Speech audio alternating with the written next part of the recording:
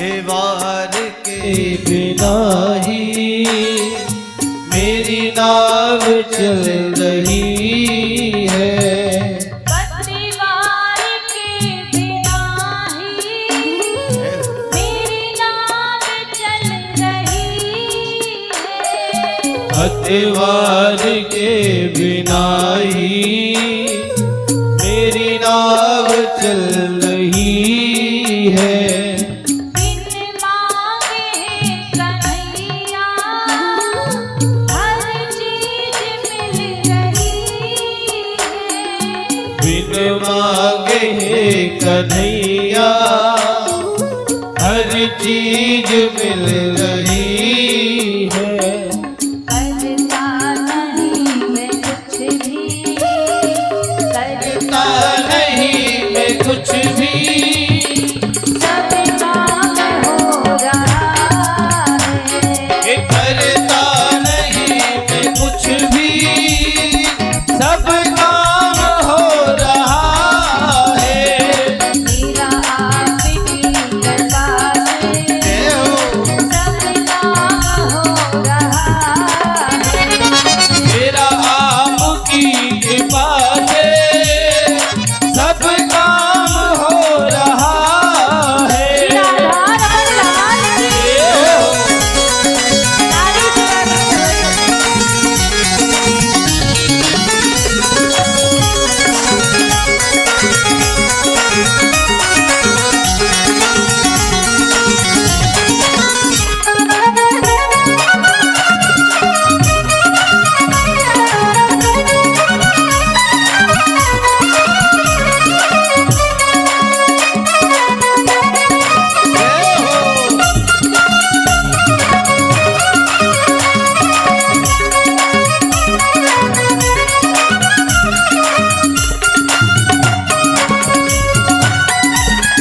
तुम साथ हो जो मेरे, जय हो। किस चीज की कमी है। तुम साथ हो जो मेरे, किस चीज की कमी है। तुम साथ हो जो मेरे, किस चीज की कमी है। तुम साथ हो जो मेरे, किस चीज की कमी है। किसी और चीज की अब दरकार भी नहीं है। किसी और चीज की अब दरकार भी नहीं है। तेरे साथ से गुलाम अब, तेरे साथ से गुलाम अब जुल्फा में हो रहा है। मेरा आपकी कृपा से सब काम हो रहा है। मेरा आपकी कृपा से जय हो। सब काम हो रहा है। मेरा आपकी कृपा से सब काम हो रहा है। करते हो तुम कन्हैया जय हो। मेरा नाम हो रहा है। करते हो तुम कन्हैया मेरा नाम हो रहा है। अच्छा, जिसको लगता हो कि हमारे जीवन में जो भी काम हो रहा है वो ठाकुर जी की कृपा से हो रहा है, तो फिर ठाकुर जी से कहने में संकोच मत कीजिएगा, क्योंकि दुनिया वाले हमारे लिए कोई एक काम कर देते हैं ना, एक बार हमारी सहायता कर देते हैं, हम 50 बार उनको धन्यवाद कहते हैं कि भैया आपने हमारी सहायता की इसलिए धन्यवाद। लेकिन कभी सोचा है भगवान ने कितना दिया है हमारे लिए, इतना सुंदर संसार दिया, इतना सुंदर जीवन दिया, घर द्वार दिया, परिवार दिया, सारी सुख सुविधा हमें दी है, लेकिन कभी भगवान को धन्यवाद कहते हो कि प्रभु आपका बड़ा धन्यवाद है जो आपने इतना सब दिया? कभी नहीं कहते। अब सब मिला है कहने का, कभी कहिए प्रभु से दोनों हाथ पर खड़े करके, पीछे वाले भी मेरा आपकी कृपा से जय हो सब काम हो रहा है। मेरा आपकी कृपा से सब काम हो रहा है। मेरा आपकी कृपा से अरे ओ सब काम हो रहा है। ये मेरा आपकी कृपा से सब काम हो रहा है। करते हो तुम कन्हैया जय हो मेरा नाम हो रहा है। करते हो तुम कन्हैया मेरा नाम हो रहा है। मेरा आपकी कृपा से जय हो सब काम हो रहा है। ये मेरा आपकी कृपा से सब काम हो रहा है। सब काम हो रहा है। ये सब काम हो रहा है। सब काम हो रहा है। हाँ सब काम हो रहा है। बोलिए कि नारायण भगवान की जय। और हम सभी के बीच चित्रा कोलियरी के मैनेजर साहब पधारे, आप कृपया मंच पर पधारेंगे। एक बार सभी जोरदार तालियों से स्वागत करें। बोलिए भागवत महापुराण की। ठाकुर जी को तिलक करवाएंगे।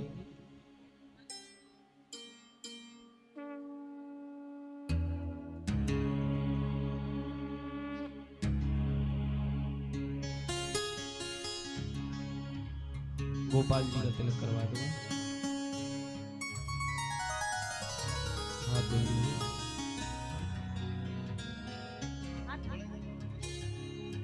गोपाल जी का तिलक करा दो।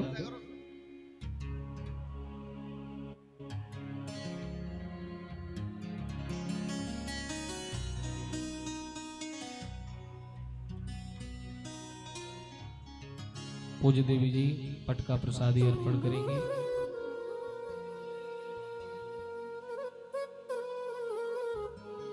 सभी जोरदार तालियों से स्वागत करें। बोलिए कि नारायण भगवान की जय, भक्त वत्सल भगवान की जय। आइए आज की कथा में आप हम सभी प्रवेश करें। इसमें ट्रेवल डाल दो थोड़ा सा तो। श्री राधे। और आज बड़ी सुंदर बाल कृष्ण लाल का प्राकट्य उत्सव आप हम सभी बड़े धूमधाम से मनाएंगे।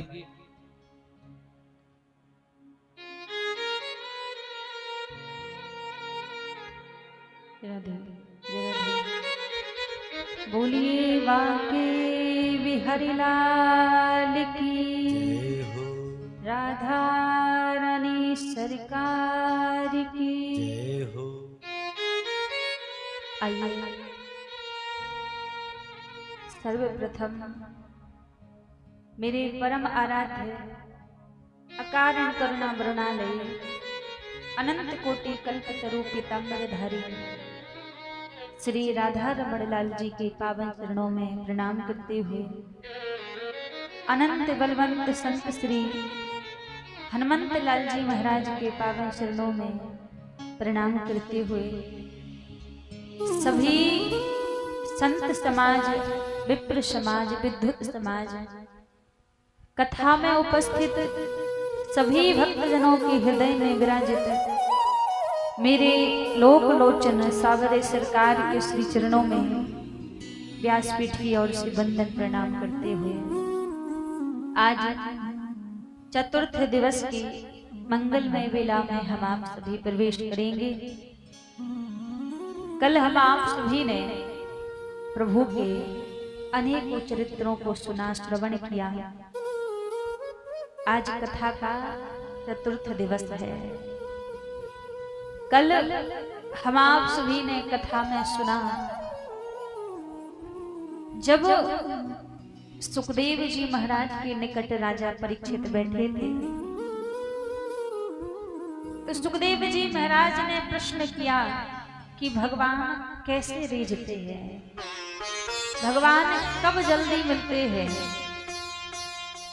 अनेकों बातें राजा परीक्षित ने कही लेकिन अंत में सुखदेव जी बोले भैया इस संसार के आडंबर की जरूरत प्रभु को नहीं पड़ती।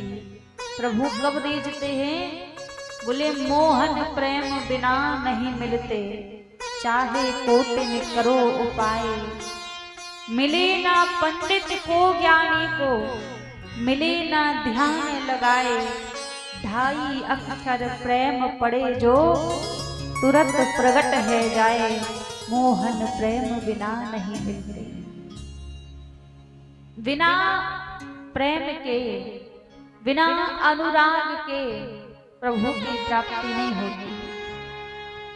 भगवान को यदि कुछ चाहिए तो आपके हृदय का प्रेम चाहिए, आपके हृदय का अनुराग प्रभु को चाहिए। और संसार की कोई वस्तु की प्रभु को आवश्यकता नहीं है। यदि आपके हृदय में प्रेम है, अनुराग है, तो भगवान आपसे दूर नहीं है। और यदि हृदय में प्रेम ना हो, अनुराग ना हो, आप ऊपर से तो खूब राम राम कहिए, ऊपर से खूब भक्त बन जाइए, अंदर वही छल कपट भरा हुआ है, तो भगवान रीझने वाले नहीं है। वैसे देखा जाए ना, ये जो संसार है, इस संसार में जितने भी लोग हैं, इस संसार में रहने वाले हर एक व्यक्ति, हर एक प्राणी दो मुंह वाला है। दो मुंह कैसे? आप कहेंगे हमारा तो एक ही मुख है, दो मुख कहां से हो गए? लेकिन सच मानिए, हर एक व्यक्ति इस संसार में दो मुख वाला है। कैसे? एक मुख तो वो जो हम दुनिया वालों को दिखाते हैं, संसार को दिखाते हैं, अच्छा बन के दिखाते हैं या बुरा बन के, जैसे भी हम दुनिया के सामने दिखाते हैं। और दूसरा मुख कौन सा? जो हम अंदर से है, जो वास्तविक व्यक्ति भीतर से है, वो कोई दूसरा नहीं जानता, वो केवल मात्र वो अकेला ही जानता है। इसलिए हर एक व्यक्ति दो मुख वाला है। एक तो बनावटीपन दिखाता है और दूसरा वो वास्तव में जैसा हृदय से है, वो खुद जानता है। पर फिर भी हम आपसे कहें, आप दूसरा मुख दुनिया वालों को भले ही दिखा लो, दुनिया वाले थोड़ी ना जानते हैं आप अंदर से कैसे हो। लेकिन ये बनावटीपन वाला ये दूसरा मुख भगवान को मत दिखाया करो, क्योंकि प्रभु हमारी रग रग से वाकिफ है। उसको सब कुछ पता है कि हमारे मन में क्या चल रहा है, हृदय में क्या चल रहा है। प्रभु से थोड़ी ना कुछ छुपा है। तो भगवान को ना ये बनावटी हृदय मत दिखाया करो। बनावटीपन है भी तो धीरे धीरे उसको दूर करने का प्रयास करो। आप यहाँ जो बैठे हैं ना, ये वो स्थान है जहाँ मन को निर्मल बनाया जाता है।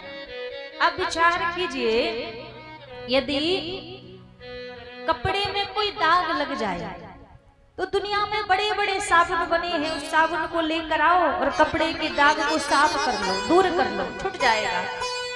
लेकिन यदि मन में दाग लग जाए तो इस दुनिया में क्या कोई ऐसा साबुन है जो मन में लगे दाग को साफ कर सके?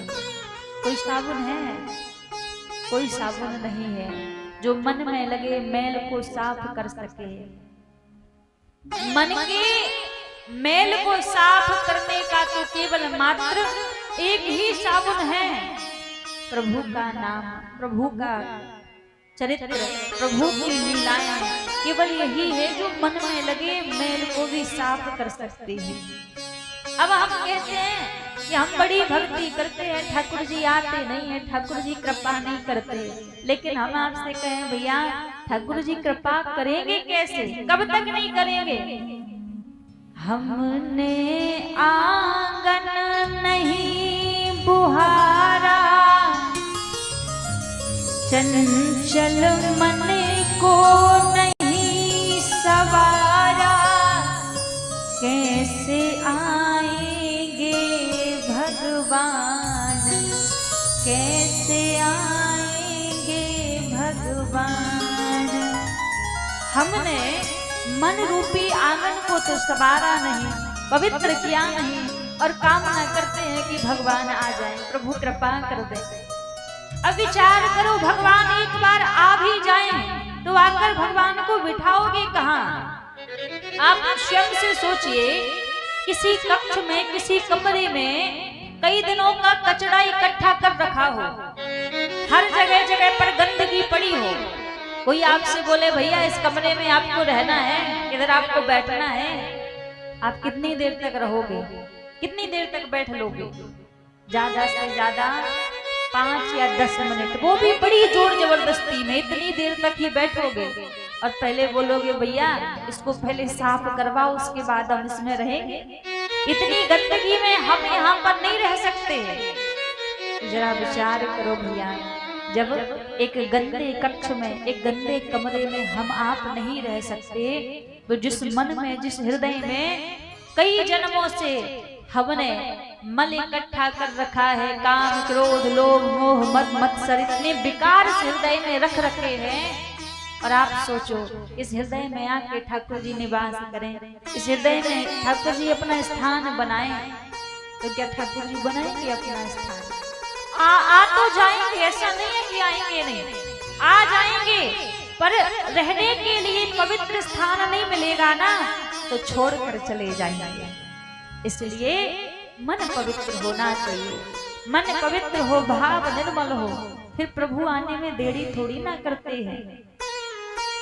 राजा परीक्षित कहते हैं, आपने जो विदुर जी महाराज का नाम लिया था कि विदुर जी के ऊपर भगवान ने कृपा की, आप बताइए वो विदुर जी कौन है, कैसे प्रभु ने उनके ऊपर कृपा की? सुखदेव जी महाराज कहते हैं, राजन जब कौरव और पांडवों का युद्ध चल रहा था, उस समय श्री विदुर जी महाराज हस्तिनापुर के मंत्री थे।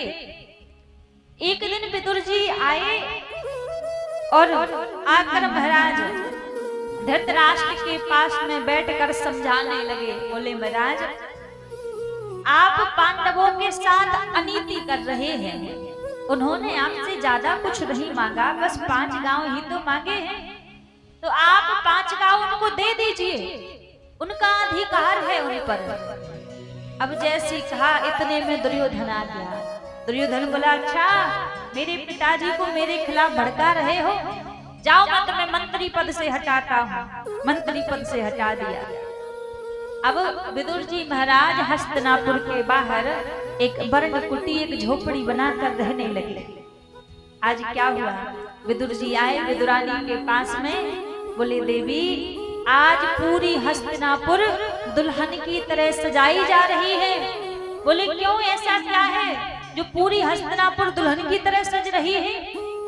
विदुर जी बोले देवी आज भगवान शांति दूत बनकर आने वाले हैं, इसलिए भगवान के स्वागत में पूरी हस्तिनापुर सजाई जा रही है।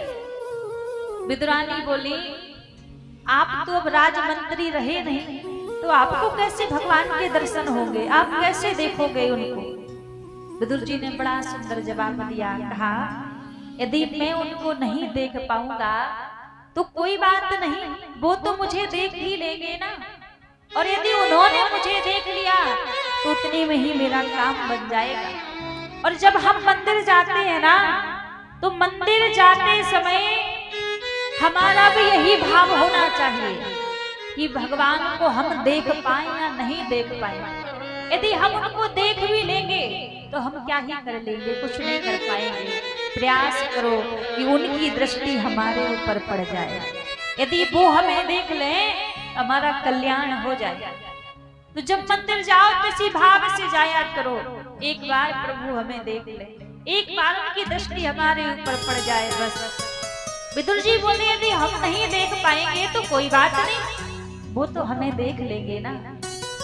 अब जैसे ही भगवान शांति दूत बनकर आए, हजारों लोगों की भीड़ लगी है, सभा में प्रभु पहुंचे।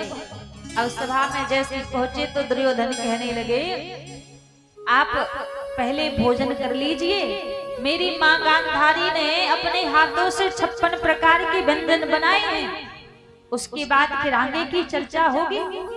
अब सभा में हजारों लोग बैठे हैं। ठाकुर जी बोले भैया मैं भोजन तो कर लेता आपके यहाँ, लेकिन मेरा पहले से कहीं निमंत्रण है। अब जैसे कहा निमंत्रण है, दुर्योधन बोला अभी अभी तो आप यहाँ पर आए हैं, कहाँ निमंत्रण हो गया? भगवान बोले अभी नहीं, जब हम द्वारिकापुरी में थे तब विदुर काका के घर से निमंत्रण गया था कि जब आप हस्तिनापुर पधारे हैं तो पहला भोजन हमारे घर पर कीजिएगा। अब विदुर जी उसी सभा में बैठे थे। विदुर जी बोले राम राम, भगवान भी झूठ बोलते हैं, बताओ मैंने कब इनको पत्रिका भेजी, कब मैंने इनको निमंत्रण भेजा जो इतने लोगों के बीच कह रहे हैं कि विदुर काका के घर मेरा निमंत्रण है। जब कह रहे हैं तो पक्की बात है आएंगे। अब जब कोई अतिथि घर पे आए तो व्यवस्था भी होनी चाहिए। विदुर जी वहां से उठकर भाग गए। अच्छा, अब भगवान ने दुर्योधन के घर भोजन क्यों नहीं किया, क्यों मना कर दिया? क्योंकि कहते हैं भोजन दो स्थिति में होता है, दो स्थिति में भोजन किया जाता है। यदि आपको भूख ना लगी हो, आपका पेट भरा हो और सामने वाले के मन में यदि भोजन कराने का भाव है तो आप उसके हृदय का भाव देखकर थोड़ा बहुत भोजन कर लोगे, कहीं इसको बुरा ना लगे, उसका भाव देखकर आप भोजन पा लोगे। और दूसरी स्थिति, यदि भोजन कराने वाले के मन में भाव नहीं है और आपको भूख लगी है तो आप वहां पर भी सोचोगे कोई बात नहीं, थोड़ा बहुत आप पा लोगे। अब भगवान कह रहे हैं यहाँ तो दोनों ही स्थिति नहीं है। विदुर जी के यहाँ दुर्योधन के मन में भाव नहीं है भोजन कराने का और मेरे पेट में भूख नहीं है, इसलिए कह दिया मेरा तो विदुर काका के घर निमंत्रण है। अब वहां से उठे और सीधा पहुंच गए विदुर जी के पास। विदुर जी तो बाजार गए हुए थे, झोपड़ी में विदुरानी थी, आवाज लगाई अरे ओ काकी, और जैसे ही आवाज लगाई विदुरानी स्नान कर रही थी। ठाकुर जी की आवाज सुनते ही दौड़ पड़ी द्वार की और इतनी भाव विभोर हो गई कि वस्त्र बदलना भी भूल गई, गीले वस्त्रों में ही द्वार खोल दी। अब जैसे द्वार खोले, एक चौकी ली है उसको एक जगह रखती, फिर उठाती, फिर दूसरी जगह रखती, फिर उठाती, फिर एक कोने में जाकर उल्टी चौकी रख दी और कहा प्रभु आप इधर बैठ जाइए, ये जगह ठीक है। अब भगवान उसी उल्टी चौकी पर ही बैठ गए। अच्छा एक बात बताओ, भाव में कौन है? भाव में विदुरानी है, पर ठाकुर जी को तो शुद्ध है। ठाकुर जी तो बोल सकते हैं कि काकी आपने उल्टी चौकी रखी है, पर ठाकुर जी नहीं बोले। क्यों? क्योंकि प्रभु कहते हैं जब मेरा भक्त भाव रूपी सागर में एक कदम रखता है ना, मैं उससे पहले पूरा भाव में डूब जाता हूँ। मुझे उसकी अच्छाई बुराई गुण अवगुण कुछ नहीं दिखते। फिर तो भगवान उल्टी चौकी पर ही बैठ गए। अब ठाकुर जी बैठे, थोड़ी देर बैठे और बोले काकी बड़ी भूख लगी है, कछु खाए बेकू लाए दो। विदुरानी बोली थोड़ी देर रुको, आपके काका आते ही होंगे, कुछ लेकर आते होंगे। ठाकुर जी थोड़ी देर चुप हुए, फिर बोले अरे काकी बड़ी भूख लगी है, कछु तो ला दे खावे को। अब जब बार बार ठाकुर जी बोलने लगे, विदुरानी बगीचे में गई और जाकर केले तोड़ कर लाई। अब केले तोड़कर लाई, भगवान के सामने पत्तल रख दी। अब क्या करती हैं, केला छीलती हैं, केला नीचे फेंक देती हैं और छिलका पत्तल में रख देती हैं। फिर केला छीलती हैं, केला नीचे फेंक देती हैं और वो उसका पत्ता छिलका पत्तल में रख देती हैं। अब एक दो नहीं, भागवत जी में वर्णन है ठाकुर जी ने 36 केले के छिलके पा लिए। अब इतने में क्या हुआ, विदुर जी आए। विदुर जी ने क्या देखा, केले तो सारे पड़े हुए हैं पर छिलका एक भी नहीं है। समझ गए आज विदुरानी इतनी भाव में डूब गई, सुध बुध भूल गई और ठाकुर जी को केले के छिलके खिला दिए। क्षमा मांगने लगे, प्रभु क्षमा कर देना, आपकी काकी बोर आ गई है, बाबरी हो गई है, जो एक केले के छिलके खिला दिए। मैं आपके लिए ये लड्डू लेकर आया हूँ बाजार से, लड्डुओं को पाइए। ठाकुर जी ने एक लड्डू लिया, एक निवाला खाया और एक निवाला खा के बोले काका साची बात कहूं तो जो स्वाद काकी के केलन के छिलकन में हतो वो स्वाद लड्डुअन में ना है। क्योंकि विदुरानी ने जो केले के छिलके खिलाए थे वो प्रेम से खिलाए थे, भाव से खिलाए थे, और बोले आप जो लड्डू लेकर आए हैं ना, ये मोल से लेकर आए हैं। और भाव से भगवान को यदि सूखा रूखा भी पवाया जाए तो प्रभु उसको भी प्रेम से पाते हैं। हम कहते हैं जब भी आपके घर में ठाकुर जी हो या कहीं भी आप ठाकुर जी के निकट जाएं, प्रयास कीजिएगा कि जब उनको जिस वस्तु का भोग लगाना हो तो दुकान से मत लेकर आइए। प्रयास करो कि वो वस्तु अपने घर पर बनाओ, घर पर बना के सूखा रूखा जैसे भी आपसे बन रहा है उसी का ठाकुर जी को भोग लगाओ। क्यों? क्योंकि दुकान से आप जो वस्तु लेकर आते हैं, अब ना जाने उस दुकान वाले ने किस भाव से बनाई है। वो उसने तो अपने व्यापार के भाव से बनाई है कि इसको बेचेंगे तो दाम आएंगे, पैसा आएगा। उसने ना पवित्रता देखा, ना भाव देखा, ना प्रेम देखा, बस मूल के भाव से उसने वो वस्तु बनाई है। और ठाकुर जी कहते हैं दुनिया में ऐसा कोई मोल नहीं है जो मुझे खरीद सके। यदि कोई वस्तु है तो केवल प्रेम है, प्रेम के बस प्रभु बिक जाते हैं।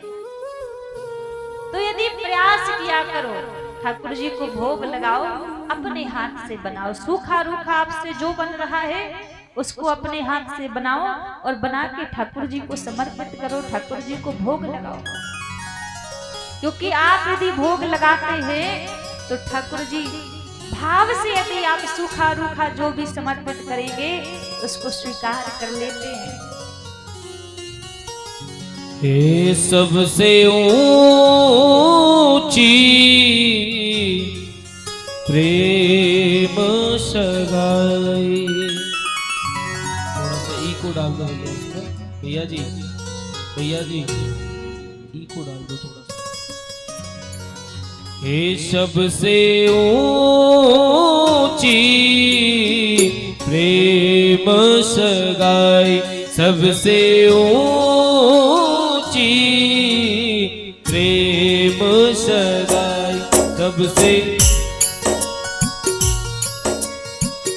भाई साहब तबला भी बजेगा ये। मोबाइल रख दीजिए।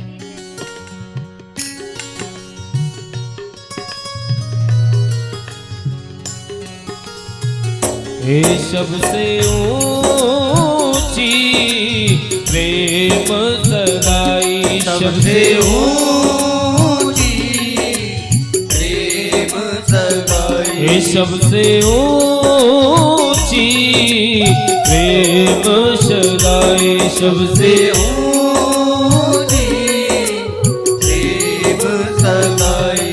हो दुर्योधन की मेवा जागो, दुर्योधन की मेवा जागे, हे दुर्योधन की मेवा जागो, दुर्योधन की मेवा जागो, हे साग विदुर घर खाई, सबसे ऊंची प्रेम सगाई, सबसे ऊंची प्रेम सगाई, सबसे ऊंची प्रेम सगाई, सबसे ऊंची प्रेम सगाई।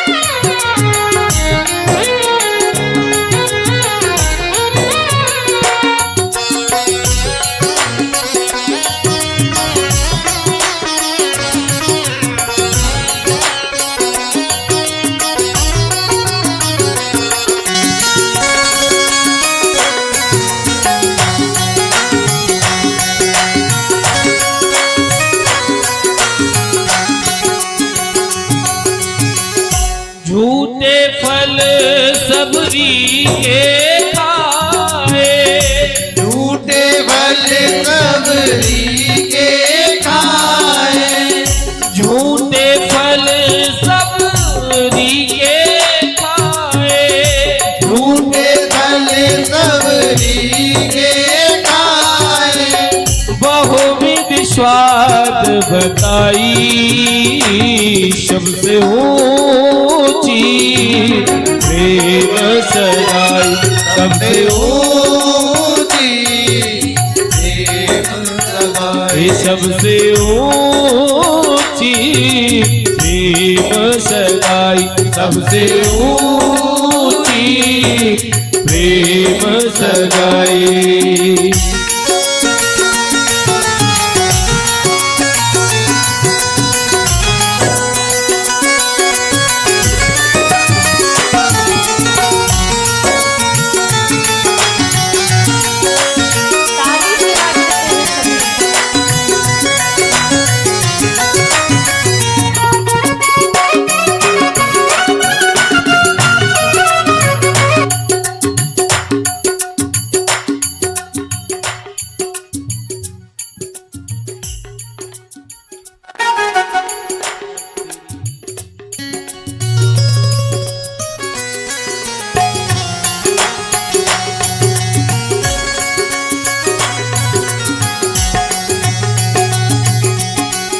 प्रेम के बस अर्जुन रथ हाक्यो प्रेम के बस अर्जुन रथ हाक्यो प्रेम के बस अर्जुन रथ हाक्यो प्रेम के बस अर्जुन रथ हाक्यो भूल गए ठकुराई सबसे ऊंची प्रेम सगाई सबसे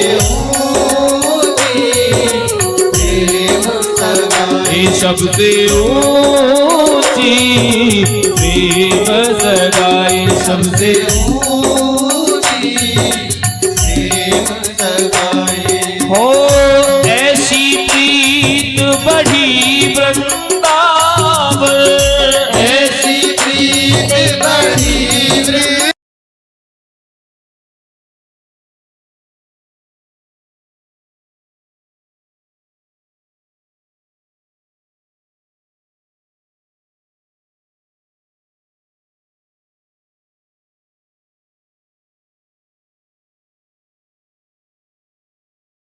प्रेम सगाई सबसे ऊंची प्रेम सगाई सबसे ऊंची प्रेम सगाई सबसे ऊंची प्रेम सगाई।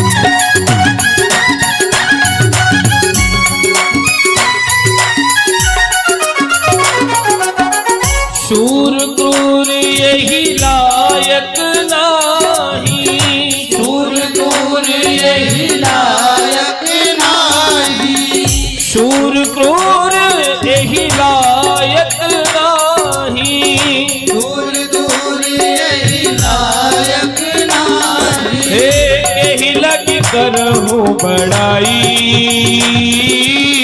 यही लग करहूँ बड़ाई सबसे ऊंची प्रेम सगाई सबसे ऊंची प्रेम सगाई सबसे ऊंची प्रेम सगाई सबसे ऊंची प्रेम सगाई हे दुर्योधन की मेवा त्यागी दुर्योधन की मेवा त्यागी हे दुर्योधन की मेवा त्यागी दुर्योधन की मेवा त्यागी साग में दुर्घर खाई सबसे ऊंची प्रेम सगाई सबसे ऊंची प्रेम सगाई सबसे ऊंची प्रेम सगाई सबसे ऊंची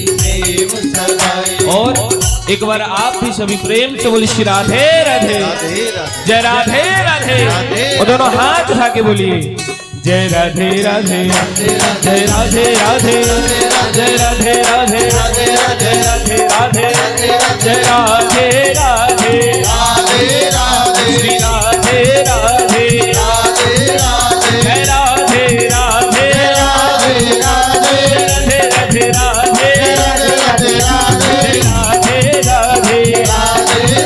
जय राधे राधे, राधे राधे, हे श्याम मेरा रे, राधे राधे, हे श्याम मेरा रे, राधे राधे, जय राधे राधे, राधे राधे, राधे राधे राधे, राधे राधे राधे, राधे, राधे राधे, जय राधे राधे राधे, राधे राधे, राधे राधे राधे, राधे राधे, राधे राधे, राधे राधे, राधे राधे, राधे राधे, राधे राधे, राधे राधे, जय जय श्री राधे। ये सबसे ऊंची प्रेम सगाई, दुर्योधन की मेवा त्यागी, साग विदुर घर खाई, सबसे ऊंची प्रेम सगाई। एक बार सभी प्रेम से श्री राधे राधे, राधे जय राधे राधे। जय राधे राधे। कहते हैं महाराज ठाकुर जी के लिए प्रेम से बड़ा कुछ भी नहीं है। आज प्रेम के बस आके दुर्योधन ने 56 प्रकार के व्यंजन बना के रखे थे, लेकिन ठाकुर जी ने उनको नहीं पाया, उनका त्याग कर दिया और विदुर जी के घर जाके केलों के छिलकों का भोग लगा रहे हैं। कहते हैं कौन पावे या को पार, प्रेम नदिया की सदा उल्टी बहे धार। ये जो प्रेम का पंथ है ना, ये बड़ा ही निराला है, इसको हर एक व्यक्ति नहीं समझ सकता। वैसे तो जगत के मालिक हैं, देखा जाए तो जगत के मालिक हैं प्रभु, लेकिन प्रेम के बस अर्जुन रथ हाँ क्यों, भूल गए ठकुराई सबसे ऊंची प्रेम सगाई। प्रेम के बस में आकर भूल गए कि मैं त्रिलोकी का मालिक हूँ, और महाभारत में अर्जुन के रथ को हाका करते हैं। ये प्रेम की शक्ति है, ये भाव की शक्ति है कि प्रेम के बस आके ठाकुर जी अपना भक्त जैसा चाहे वैसा नाचने को प्रभु तैयार है। बस हृदय में अनुराग हो, हृदय में प्रेम हो। विदुर जी के ऊपर प्रभु ने कृपा की। यहाँ पर सृष्टि के वर्णन की कथा कल हम सुन रहे थे। 12 भगवान पृथ्वी को लेने के लिए जल के अंदर समुद्र में गए हैं। यहाँ दिति महारानी के गर्भ से 2 पुत्रों ने जन्म लिया। एक का नाम हिरण्याक्ष पड़ा और दूसरे का नाम हिरण्यकश्यप पड़ा। दोनों ही बड़े बलशाली थे। अब दोनों ही बड़े बलवान थे। हिरण्याक्ष आकाश मार्ग में भ्रमण कर रहा था। सामने से नारद जी मिले तो नारद जी से कहने लगा, क्या 24 घंटे नारायण नारायण करते रहते हो? चलो मेरे संग युद्ध करो। लड़ना झगड़ना आता है कि नहीं आता? नारद जी बोले, महाराज क्षमा कीजिएगा, हमें कहाँ लड़ना आता है, हमें युद्ध करना नहीं आता, लेकिन हाँ लड़ाना जरूर आता है, लड़ना तो नहीं आता। यदि तुम्हें युद्ध करना है तो सुनो, सीधे चले जाओ समुद्र के किनारे, वहां पर एक पार है, पृथ्वी को लेकर आ रहा होगा, उसके संग में युद्ध करना। ऐसा युद्ध होगा कि दोबारा तुम्हारी भुजाओं में खुजली नहीं होगी युद्ध करने की। हिरण्याक्ष ने ऐसा ही किया, चला गया समुद्र के किनारे। यहाँ 12 भगवान पृथ्वी को लेकर आ रहे थे, युद्ध के लिए ललकारने लगा कि मेरे संग युद्ध करो।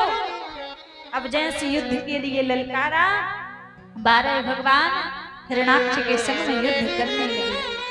आज युद्ध करते करते प्रभु ने हिरण्याक्ष का वध कर दिया, मार दिया हिरण्याक्ष को। जैसे हिरण्याक्ष को मारा, तो ये सारा दृश्य पृथ्वी मैया देख रही थी। जब पृथ्वी मैया सारा दृश्य देख रही थी तो पृथ्वी के मन में अभिमान आ गया। अभिमान कैसा आया कि मेरे बिना भगवान का काम नहीं बनता। जब सृष्टि को बनाना था, सृष्टि की रचना करनी थी, तो पहले मुझे लेने के लिए आए। अब भगवान समझ गए कि पृथ्वी को अभिमान आ चुका है। बारह भगवान ने पृथ्वी मैया को लिया और पृथ्वी मैया को लेकर पहुंच गए कहां? वृंदावन की भूमि में। और वृंदावन की भूमि में जाके सारी लीला स्थली का दर्शन करा रहे हैं। प्रभु बोले यहाँ पर मैंने माखन चोरी लीला की है, यहाँ दान लीला की है, यहाँ बंसी वादन लीला की है, यहाँ कालिया मर्दन लीला की, सारी लीला स्थली दिखा रहे हैं। अब क्या हुआ? पृथ्वी मैया की बुद्धि घूम रही है। क्यों? कि अभी तो संसार बना ही नहीं है, अभी सृष्टि की रचना नहीं हुई, तो ये वृंदावन कहां से आ गया? वृंदावन क्या पृथ्वी के बाहर है, जो अभी मुझे स्थापित भी नहीं किया और वृंदावन प्रकट हो गया? पूछने लगी कि प्रभु लीला मेरी समझ नहीं आई, अभी तो सृष्टि की रचना हुई नहीं है, तो ये वृंदावन कहां से आ गया? भगवान बोले देवी ये वृंदावन है, वृंदावन पूरे ब्रह्मांड से परे है। जब सारे संसार में प्रलय आ जाता है, लेकिन श्री धाम वृंदावन में कभी प्रलय नहीं आता। वृंदावन साक्षात गोलोक धाम है, वैसे ही प्रकट होता है और प्रलय के समय वैसा का वैसे ही ऊपर चला जाता है, वहां प्रलय नहीं होता। भगवान बोले ये वृंदावन कोई तीर्थ नहीं है, वृंदावन कोई धाम नहीं है, वृंदावन तो मेरा हृदय है, जहां मैं नित्य प्रति निवास करता हूँ। अच्छा, सारे तीर्थों के राजा कौन है? सारे तीर्थों के राजा हैं प्रयागराज, समस्त तीर्थों के राजा प्रयागराज हैं। एक बार प्रयागराज ने सारे तीर्थों को बुलाया और एक बैठक रखी। सारे तीर्थ उस बैठक में पहुंचे, लेकिन वृंदावन नहीं गया। जब वृंदावन नहीं गया तो प्रयागराज को क्रोध आया, भगवान के पास पहुंच गए, कहा प्रभु आपने मुझे कैसा राजा बनाया है, प्रजा मेरी बात नहीं मानती। भगवान बोले साफ साफ बोलो क्या बात है? प्रयागराज कहने लगे प्रभु आज मैंने एक समस्त तीर्थों की छोटी सी बैठक रखी थी, उस बैठक में छोटे से छोटा तीर्थ आया, बड़े से बड़ा तीर्थ आया, लेकिन एक छोटा सा धाम वृंदावन नहीं आया। लेकिन जैसे प्रभु ने वृंदावन का नाम सुना, प्रभु बोले देखो प्रयागराज मैंने तुम्हें तीर्थों का राजा बनाया है, अपने घर का राजा नहीं बनाया। वृंदावन कोई तीर्थ नहीं है, वृंदावन मेरा घर है, जहां मैं नित्य प्रति निवास करता हूँ। तीर्थों के राजा तो है प्रयागराज, और प्रयागराज हमारे वृंदावन में करते क्या है? श्री राधा रानी के पग पग पर प्रयाग जहाँ के सबके केली कुंज कोटि कोटि काशी है। यमुना में जगन्नाथ, रेणुका में रामेश्वर, तर तर पर बसत जहाँ अयोध्या निवासी है। गोपिन के द्वार द्वार बद्री केदारनाथ, फिरत दास दासी है। स्वर्ग अपवर्ग भला लेकर करेंगे क्या, जानते नहीं हम वृंदावन वासी हैं। बोलिए वृंदावन बिहारी लाल की जय। वृंदावन की महिमा ही अपार है, जहाँ हमारी किशोरी श्री राधा रानी अपने एक पग को रख देती हैं, एक चरण कमल रख देती हैं, वहाँ एक नहीं करोड़ों प्रयागराज निवास करने लग जाते हैं। श्री राधा रानी के पग पग पर प्रयाग जहाँ केशव के केली कुंज कोटि कोटि काशी है। काशी के राजा कौन है? काशी के राजा हैं बाबा विश्वनाथ, बाबा भोलेनाथ। और बाबा विश्वनाथ हमारे वृंदावन में क्या करते हैं? बाबा विश्वनाथ गोपी बनकर ब्रज की कुंजन में बैठे हुए हैं, गोपेश्वर महादेव के रूप में। ऐसा हमारा वृंदावन है भैया। वृंदावन कोई तीर्थ नहीं है, कोई धाम नहीं है। आज के समय में वृंदावन को लोगों ने पिकनिक का स्थान बना लिया है। लेकिन वृंदावन की लीला से परिचित नहीं है, वृंदावन के रहस्यों से परिचित नहीं है। लोग कहते रहे हम गए थे वृंदावन घूम के आए हैं। वृंदावन कोई घूमने का स्थान थोड़ी ना है, वृंदावन कोई मनोरंजन का स्थान नहीं है, वृंदावन तो मनोभंजन का स्थान है, जहाँ पहुंचकर जाकर मन को शांति मिले, वो है हमारा वृंदावन। कहते हैं हर एक व्यक्ति वृंदावन नहीं आ पाता, जब तक राधा रानी ना बुलाए, राधा रानी कृपा नहीं करती, तब तक व्यक्ति वृंदावन में प्रवेश नहीं कर सकता। और एक बार यदि वृंदावन में आ जाए तो भैया वृंदावन में आने का रास्ता तो है, लेकिन वृंदावन से वापस जाने का रास्ता नहीं है। क्यों? शरीर से आप भले ही वृंदावन से वापस जा सकते हैं, पर मन से व्यक्ति वृंदावन से वापस नहीं जा पाता, क्योंकि वृंदावन में जो चुच्चोर बैठा है ना, सबके चित्त का हरण कर लेता है, ऐसा वृंदावन है।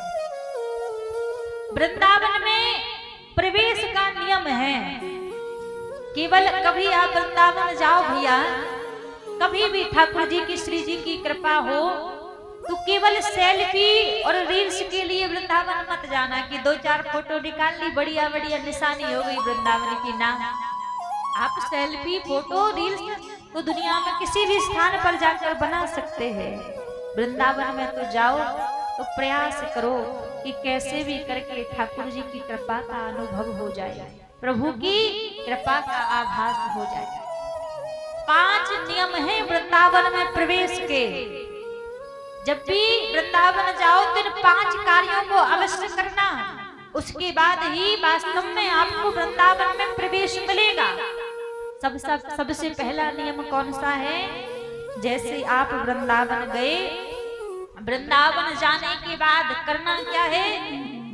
सबसे पहले जाके वृंदावन में रजरानी को प्रणाम करना है। जो वृंदावन की भूमि है, रजरानी को प्रणाम कीजिए, सबसे पहला नियम। फिर दूसरा नियम है कि सबसे पहले वृंदावन में रजरानी को प्रणाम करके कहाँ चले जाओ? सीधे पहुंच जाओ यमुना के किनारे पर। यमुना के किनारे पर जाकर यमुना महारानी को प्रणाम करो, यमुना में स्नान करो। यमुना में स्नान करने के बाद फिर ब्रज की लता पताओं को प्रणाम करो। क्यों? क्योंकि ब्रज की लता पताओं के बिना श्री जी कृपा नहीं करती, तो ब्रज की लता पताओं को प्रणाम करो। ये तीसरा नियम। चौथा नियम, किसी एक ब्रजवासी को प्रणाम करो, क्योंकि ठाकुर जी कहते हैं ब्रजवासी बल्लभ सदा मेरे जीवन प्राण, इनको नहीं विसारी हो मोहि नंद बाबा की आन। मेरे ब्रजवासी मुझे प्राणों से भी ज्यादा प्रिय हैं। तो चौथा, किसी भी एक ब्रजवासी को प्रणाम करो। और 5वां, सबसे पहले दर्शन करने के लिए कहाँ जाओ? बिहारी जी नहीं जाना है। सबसे पहले कहाँ जाना है? श्री गोपेश्वर महादेव, क्योंकि गोपेश्वर महादेव ब्रज के कोतवाल है। जब तक गोपेश्वर महादेव के दर्शन नहीं करोगे तब तक ब्रज यात्रा का फल नहीं मिलेगा। गोपेश्वर महादेव के दर्शन कर लिए, उसके बाद चाहे जहां मन करे किसी भी मंदिर में चले जाओ फिर दर्शन करने के लिए। ये 5 वृंदावन प्रवेश के नियम हैं।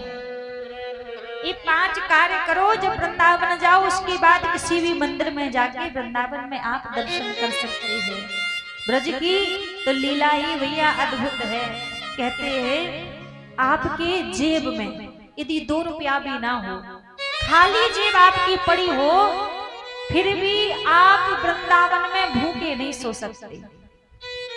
आपके पास कुछ भी नहीं है, फिर भी आप वहां भूखे नहीं सो सकते, क्योंकि भूखे उठते तो हैं वृंदावन में लोग, पर भूखे सोते नहीं हैं। वो बिहारी जी, वो हमारी श्री जी सबको खिलाकर सुलाती है। आपके पास कुछ भी नहीं है, फिर भी आप आनंद से रहोगे वृंदावन में। ऐसा हमारा वृंदावन धाम है। अच्छा एक बात बताओ, आप में से कौन कौन वृंदावन गया है? अच्छा, काफी लोग गए हैं। जिनके नीचे हाथ है वो नहीं गए हैं। अच्छा, आप लोग जाना चाहते हैं जो नहीं गए हैं वृंदावन? कौन कौन जाना चाहता है वृंदावन? हाथ ऊपर करके दिखाओ। सभी लोग जाना चाहते हैं? पक्का?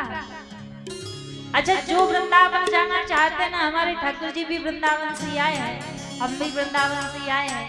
जिनको जाना है ठाकुर जी से थोड़ी सी प्रार्थना कर लो, क्योंकि जब ठाकुर जी यहाँ से जाएंगे तो श्री जी से आपकी तरफ से अर्ज लगा देंगे कि आप सबको भी वृंदावन बुला लीजिए, तो हमारी राधा रानी कृपा कर देंगी आपके ऊपर भी। तो जो जो वृंदावन जाना चाहते हैं दोनों हाथ ऊपर खड़े करके क्या कहेंगे? सबके हाथ ऊपर होने चाहिए। श्याम मेरी बीती उमरिया सारी, श्याम मेरी बीती उमरिया सारी, प्रभु से कहो ही नाथ सारी उम्र बीती जा रही है, अब तो कम से कम कृपा कर लो, अपने चरणों में बुला लो।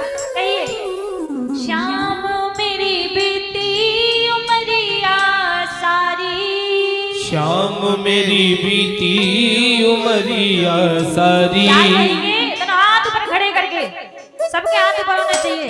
भुला लो, भुला लो, भुला लो वृंदावन गिरधारी, बुला लो वृंदावन गिरधारी, बुला लो वृंदावन गिरधारी, बुला लो वृंदावन गिरधारी। श्याम मेरी बीती उमरिया सारी, श्याम मेरी बीती उमरिया सारी, श्याम मेरी बीती उमरिया सारी, श्याम मेरी बीती उमरिया सारी। बुला लो, हो बुला लो, बुला लो वृंदावन गिरधारी, बुला लो वृंदावन गिरधारी, बुला लो वृंदावन गिरधारी, बुला लो वृंदावन गिरधारी।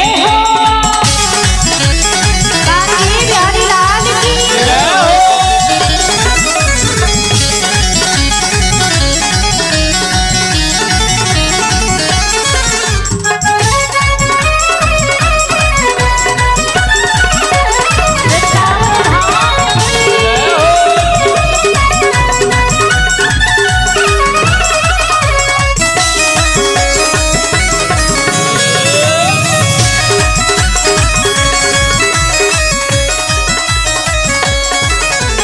मोह ममता ने डाला डेरा, मोह ममता ने डाला डेरा, मोह ममता ने डाला डेरा, मोह ममता ने डाला डेरा, कोई न सूझे रस्ता तेरा, कोई न सूझे रस्ता तेरा। दीन दयाल पकड़ लो भैया, दीन दयाल पकड़ लो भैया, केवल आस तिहारी बुला लो। ऐसे नहीं, ऐसे बुलाएंगे ठाकुर जी ऐसे बैठे बैठे? हाँ, ऐसे में तो पड़ोसी भी अपने घर में नहीं बुलाएगा। और यहाँ बात कर रहे हैं कि ठाकुर जी वृंदावन बुला लो, तो ना हाथ ऊपर खड़े करके जिसको नाचना आता है वो नाचते झूमते हुए कहेंगे, बुला लो, बुला लो, बुला लो वृंदावन गिरधारी, बुला लो वृंदावन गिरधारी, बुला लो वृंदावन गिरधारी, बुला लो वृंदावन गिरधारी। श्याम मेरी बीती उमरिया सारी, श्याम मेरी बीती उमरिया सारी, नाथ मेरी बीती उमरिया सारी, नाथ मेरी बीती उमरिया सारी। बुला लो, बुला लो, बुला लो वृंदावन गिरधारी, बुला लो वृंदावन गिरधारी, बुला लो वृंदावन गिरधारी, बुला लो वृंदावन गिरधारी। बांके बिहारी लाल की, वृंदावन धाम की।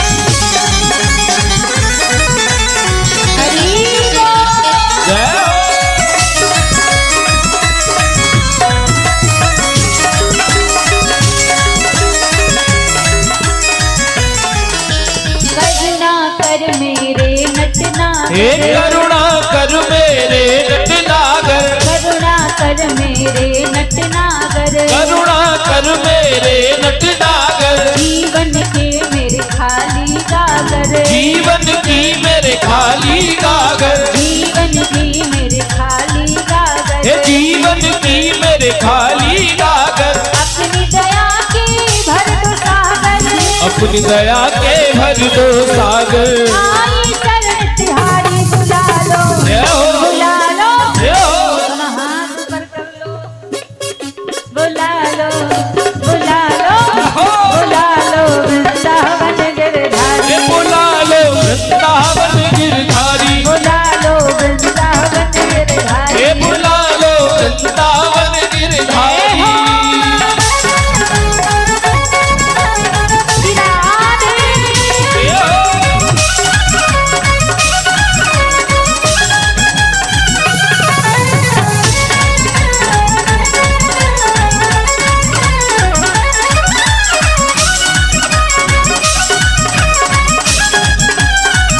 हरि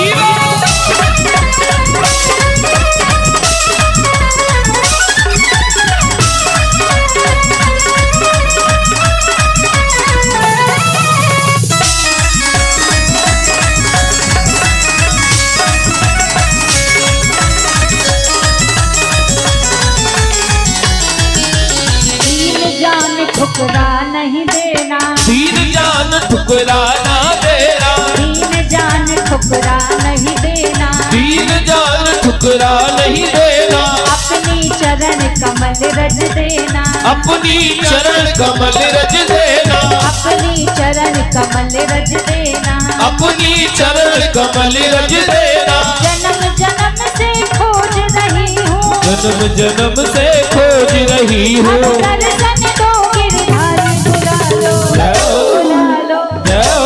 ऐसे नहीं। अच्छा सच बताओ, कौन कौन वृंदावन जाना चाहता है? सब जाना चाहते हैं?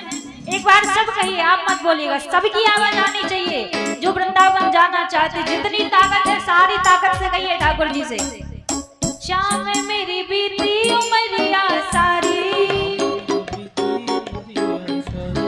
ऐसा नहीं, लगी नहीं ना कोई बैठा है, ऐसा लगा मच्छर भिन्न भिन्न करते हैं ना, दो चार मच्छर भिन्न भिन्न कर रहे हो।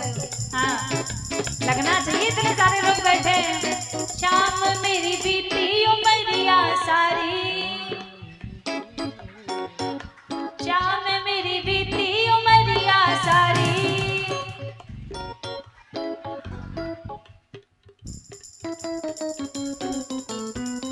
अच्छा भोजन करके नहीं आए हो क्या? कौन कौन भोजन करके नहीं आया? कोई ना कर गया, भंडारों में भंडारा चल रहा है, आज बड़ी सुंदर भंडारी की व्यवस्था की गई है।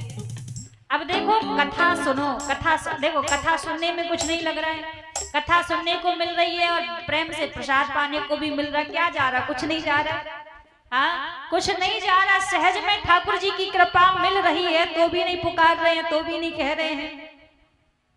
अच्छा देखो, हम आपके फायदे के लिए आपसे बोले, इसमें हमारा फायदा नहीं है।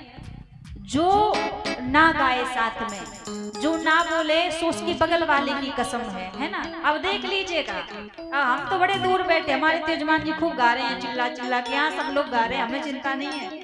हाँ, आप देख लीजिएगा एक दूसरे के बगल में पूरी ताकत के साथ, शाम मेरी बीती उमरिया सारी,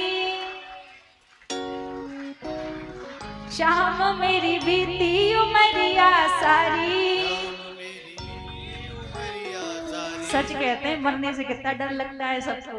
तो ना हाथ पर खड़े करके बुला लो, बुला लो, बुला लो वृंदावन गिरधारी, बुला लो वृंदावन गिरधारी, बुला लो वृंदावन गिरधारी, बुला लो वृंदावन गिरधारी। शाम मेरी बीती उमरिया सारी, शाम मेरी बीती उमरिया सारी, बुला लो, बुला लो, बुला लो वृंदावन गिरधारी, बुला लो वृंदावन गिरधारी। राधे राधे राधे राधे राधे राधे राधे राधे राधे राधे राधे राधे राधे राधे जय जय श्री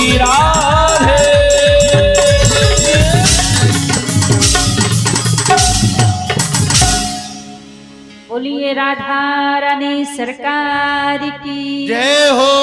एक बार सभी प्रेम से कहिए राधे राधे राधे राधे राधे राधे। राधे राधे। भैया कहते हैं वृंदावन धाम की लीला न्यारी है। क्या वृंदावन की लीला मत जानो गुड़ को चीला। या मैं ऋषि मुनि गए हार जपे जा राधे राधे। वृंदावन की लीला हर एक व्यक्ति नहीं जान सकता, नहीं समझ सकता।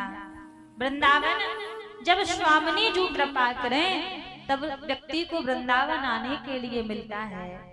तो वृंदावन की महिमा 12 भगवान ने पृथ्वी महारानी को श्रवण कराई। पृथ्वी मैया के मन में जो अभिमान आया था वो अभिमान दूर हो गया, लाकर पृथ्वी को स्थापित कर दिया। फिर भगवान ब्रह्मा जी से बोले कि आप संसार को आगे बढ़ाओ, सृष्टि की रचना करो। सबसे पहले ब्रह्मा जी के यहाँ 4 पुत्रों का जन्म हुआ, सनत, सनंदन, सनातन और सनत कुमार। चारों से ब्रह्मा जी ने कहा कि आप संसार को आगे बढ़ाओ। चारों ने मना कर दिया कि हम विवाह नहीं करेंगे। जितने भी पुत्रों का जन्म हुआ सबने मना कर दिया कि हम विवाह नहीं करेंगे। अंत में करदम जी का जन्म हुआ। करदम जी से कहा कि आप विवाह कर लो, तो करदम जी ने भी मना कर दिया कि हम विवाह नहीं करेंगे। फिर ब्रह्मा जी ने अपने बाहीं अंग से शत्रुपा महारानी को प्रकट किया और दाहिने अंग से मनु महाराज को प्रकट किया और मनु शत्रुपा के द्वारा इस संसार को आगे बढ़ाया गया। सबसे पहले इनके यहाँ पर 3 कन्याओं का जन्म हुआ और 2 पुत्रों का जन्म हुआ। आकृति, देवहूति, प्रसूति नामक इनके घर में कन्याओं का जन्म हुआ। जो आकृति नाम की कन्या थी वो रुचि प्रजापति को ब्याही गई, जिनके घर यज्ञ नारायण भगवान का अवतार हुआ। और जो देवहूति नाम की कन्या थी वो ब्रह्मा जी के पुत्र करदम जी को ब्याही गई, जिनके यहाँ भगवान कपिल देव जी का अवतार हुआ। और इनकी जो प्रसूति नाम की कन्या थी वो दक्ष प्रजापति को ब्याही गई, जिनके यहाँ जगत जननी माता सती का अवतार हुआ। तो महाराज यहाँ पर इनकी कन्याओं के वंश का वर्णन सुखदेव जी महाराज ने राजा परीक्षित को सुनाया। फिर इनके पुत्रों के वंश का वर्णन सुनाने लगे। इनके 2 पुत्र हुए, एक का नाम प्रियव्रत और दूसरे का नाम उत्तानपाद। अच्छा, प्रियव्रत का अर्थ क्या होता है? व्रत का अर्थ क्या है? क्या भूखा रहना ही व्रत कहलाता है? हम आप सभी लोग व्रत करते हैं ना, तो क्या भूखा रहना व्रत कहलाता है? ना, केवल मात्र भूखा रहना व्रत नहीं कहलाता। प्रिय माने अच्छा, और अपने जीवन में किसी अच्छी प्रतिज्ञा को धारण कर लेना ही प्रिय व्रत कहलाता है। अब आज के समय में देखा जाए ना तो आजकल के तो व्रत ही बड़े निराले होते हैं। व्रत कैसे होते हैं? बोलेंगे भैया आज मंगलवार का व्रत है तो भोजन नहीं करेंगे। क्यों? भोजन का व्रत किया है, अन्न नहीं खाएंगे, लेकिन हाँ गुटखा तो खाएंगे। गुटखा का थोड़ी ना व्रत किया है, व्रत तो भोजन का किया है कि अन्न नहीं खाना है। अन्न का व्रत है, गुटखा का व्रत नहीं है। और हाँ, लोगों की बुराई भी करेंगे। अब बुराई करने का थोड़ी ना व्रत किया है, अकेला भोजन करने का व्रत किया है कि भोजन नहीं करेंगे। और देखो दूसरों की चुगली भी करेंगे, झूठ भी बोलेंगे। झूठ बोलने का व्रत नहीं किया, बस भोजन ना करने का व्रत किया है। तो हम आपसे कहें भैया ऐसे व्रत तो ना ही करो तो ही बढ़िया है।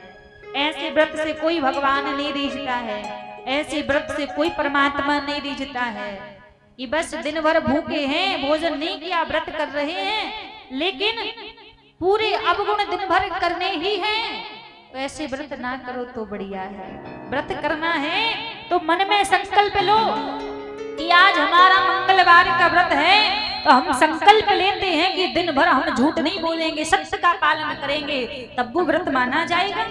यदि किसी दिन आपका व्रत है तो मन में संकल्प लीजिए कि आज दिन भर हम किसी के बारे में बुरा विचार नहीं करेंगे, किसी के बारे में बुरा नहीं सोचेंगे, वो जीवन में व्रत माना जाएगा। केवल भोजन का त्याग कर देने से व्रत नहीं होता है। जीवन में अच्छाई को धारण करो, बुराई का त्याग करो, वही जीवन में सबसे उत्तम सबसे श्रेष्ठ व्रत कहलाता है। तो प्रिय व्रत का अर्थ ही यही है।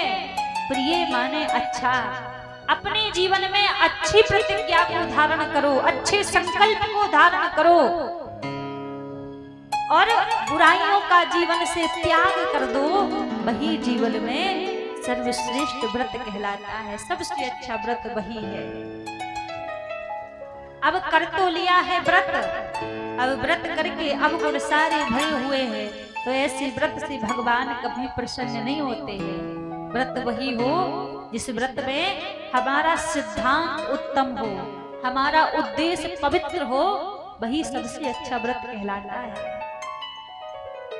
तो यहाँ इनके बड़े पुत्र हुए प्रिय व्रत, इनके छोटे पुत्र का नाम उत्तानपाद।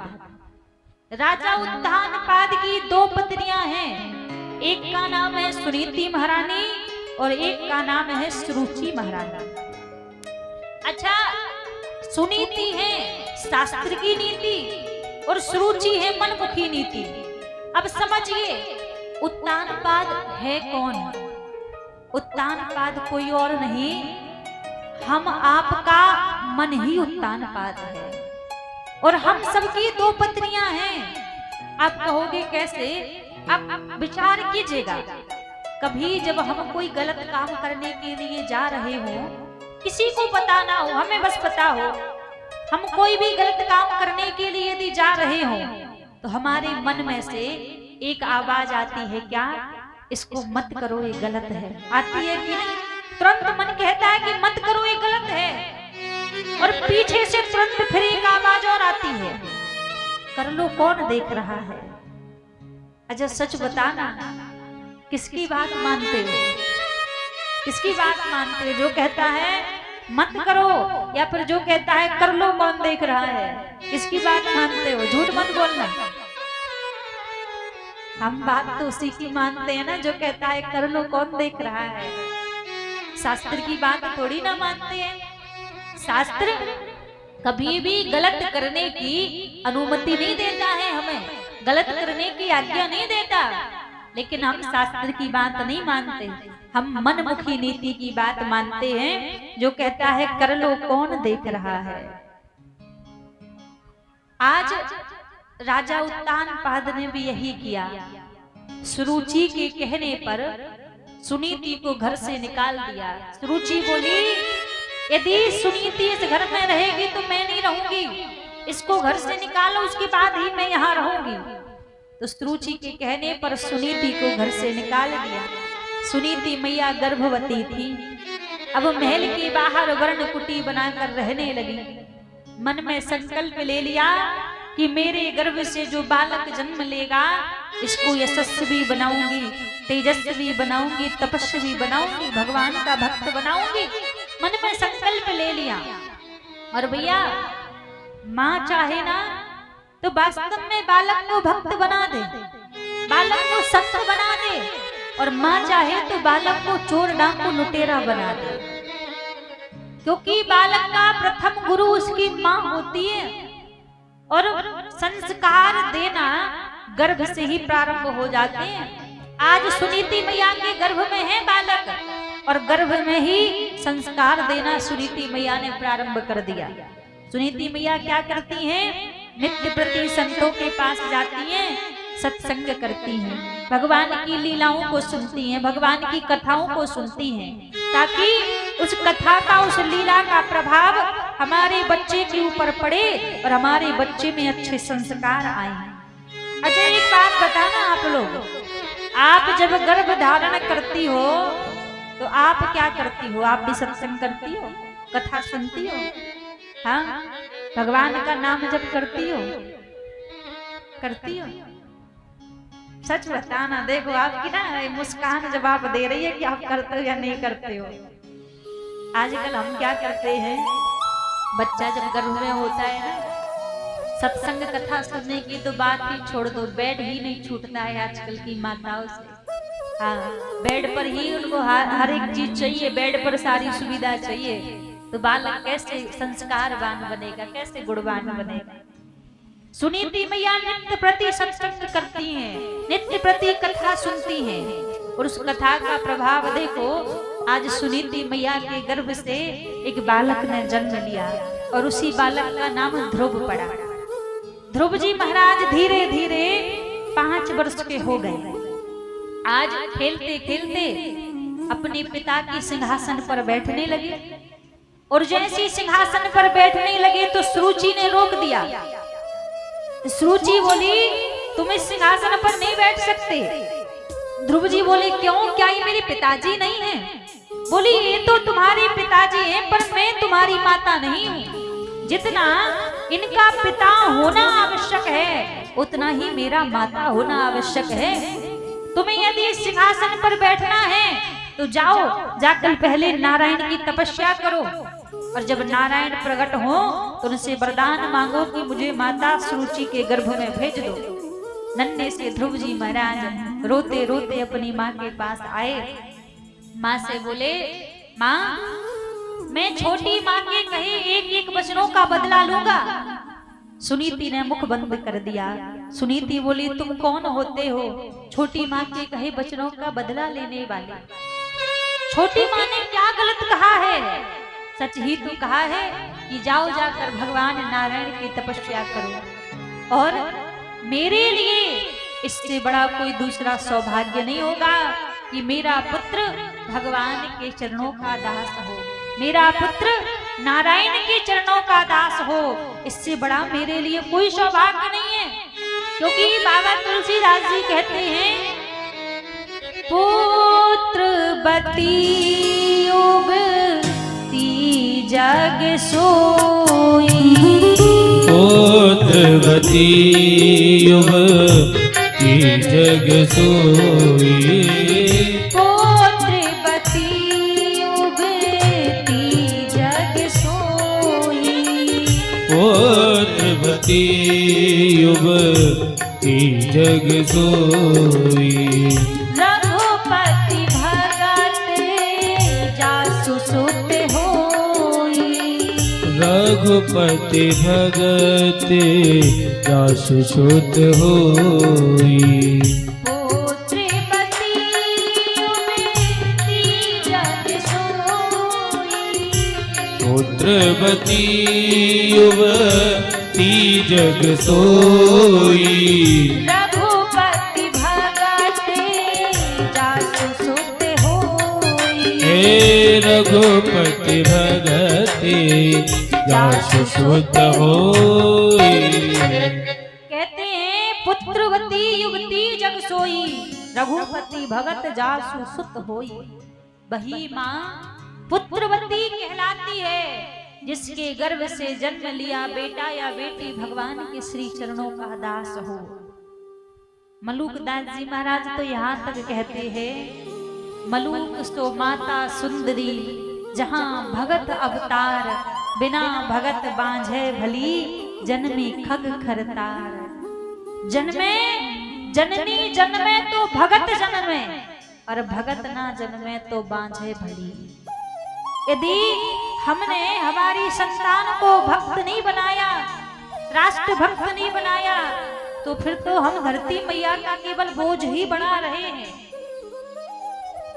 केवल मात्र बच्चे पैदा कर देने से कोई माता पिता नहीं बनता है। ध्यान दीजिएगा, हमें क्या लगता है, हमने 2 बच्चे पैदा कर दिए, 4 बच्चे पैदा कर दिए तो हम माता पिता बन गए। ना, यदि केवल मात्र बच्चे पैदा करने से माता पिता बन जाते ना, तो भेड़ बकरी कुत्ता बिल्ली रोज 10-10 बच्चे 50-50 बच्चे रोज ही पैदा कर रहे हैं।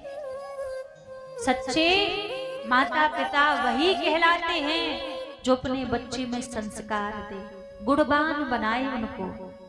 आजकल होता क्या है, बच्चों का जन्म हुआ, जन्म होने के बाद बढ़िया कॉलेज बढ़िया स्कूल में एडमिशन मिल जाए, माता पिता स्वतंत्र हो जाते हैं। क्यों?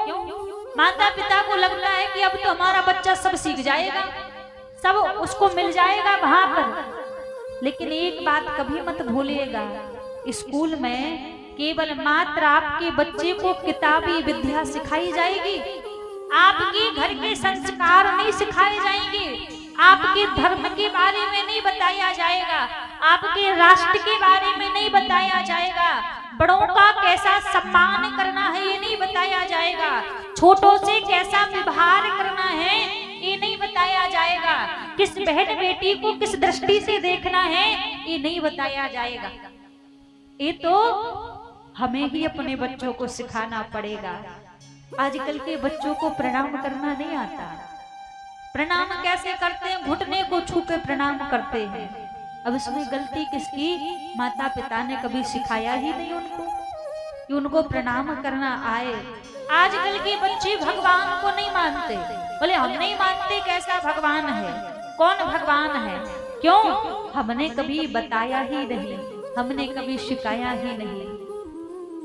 ज्यादा दूर मत जाइए, आज किसी बच्चे से पूछो बेटा आपको मानस की 1-2 चौपाई आती है, तो उनको मानस की चौपाई नहीं आती। उनसे पूछो आपको हनुमान चालीसा आता है, उनको हनुमान चालीसा नहीं आता। और उनसे कोई फिल्मी दुनिया के गाने पूछ लो तो 2-2, 4-4 गाने छोटे छोटे बच्चे भी सुना देंगे, ऐसे ही बता देंगे। इसमें गलती किसकी है? इसमें उन माता पिता की गलती है।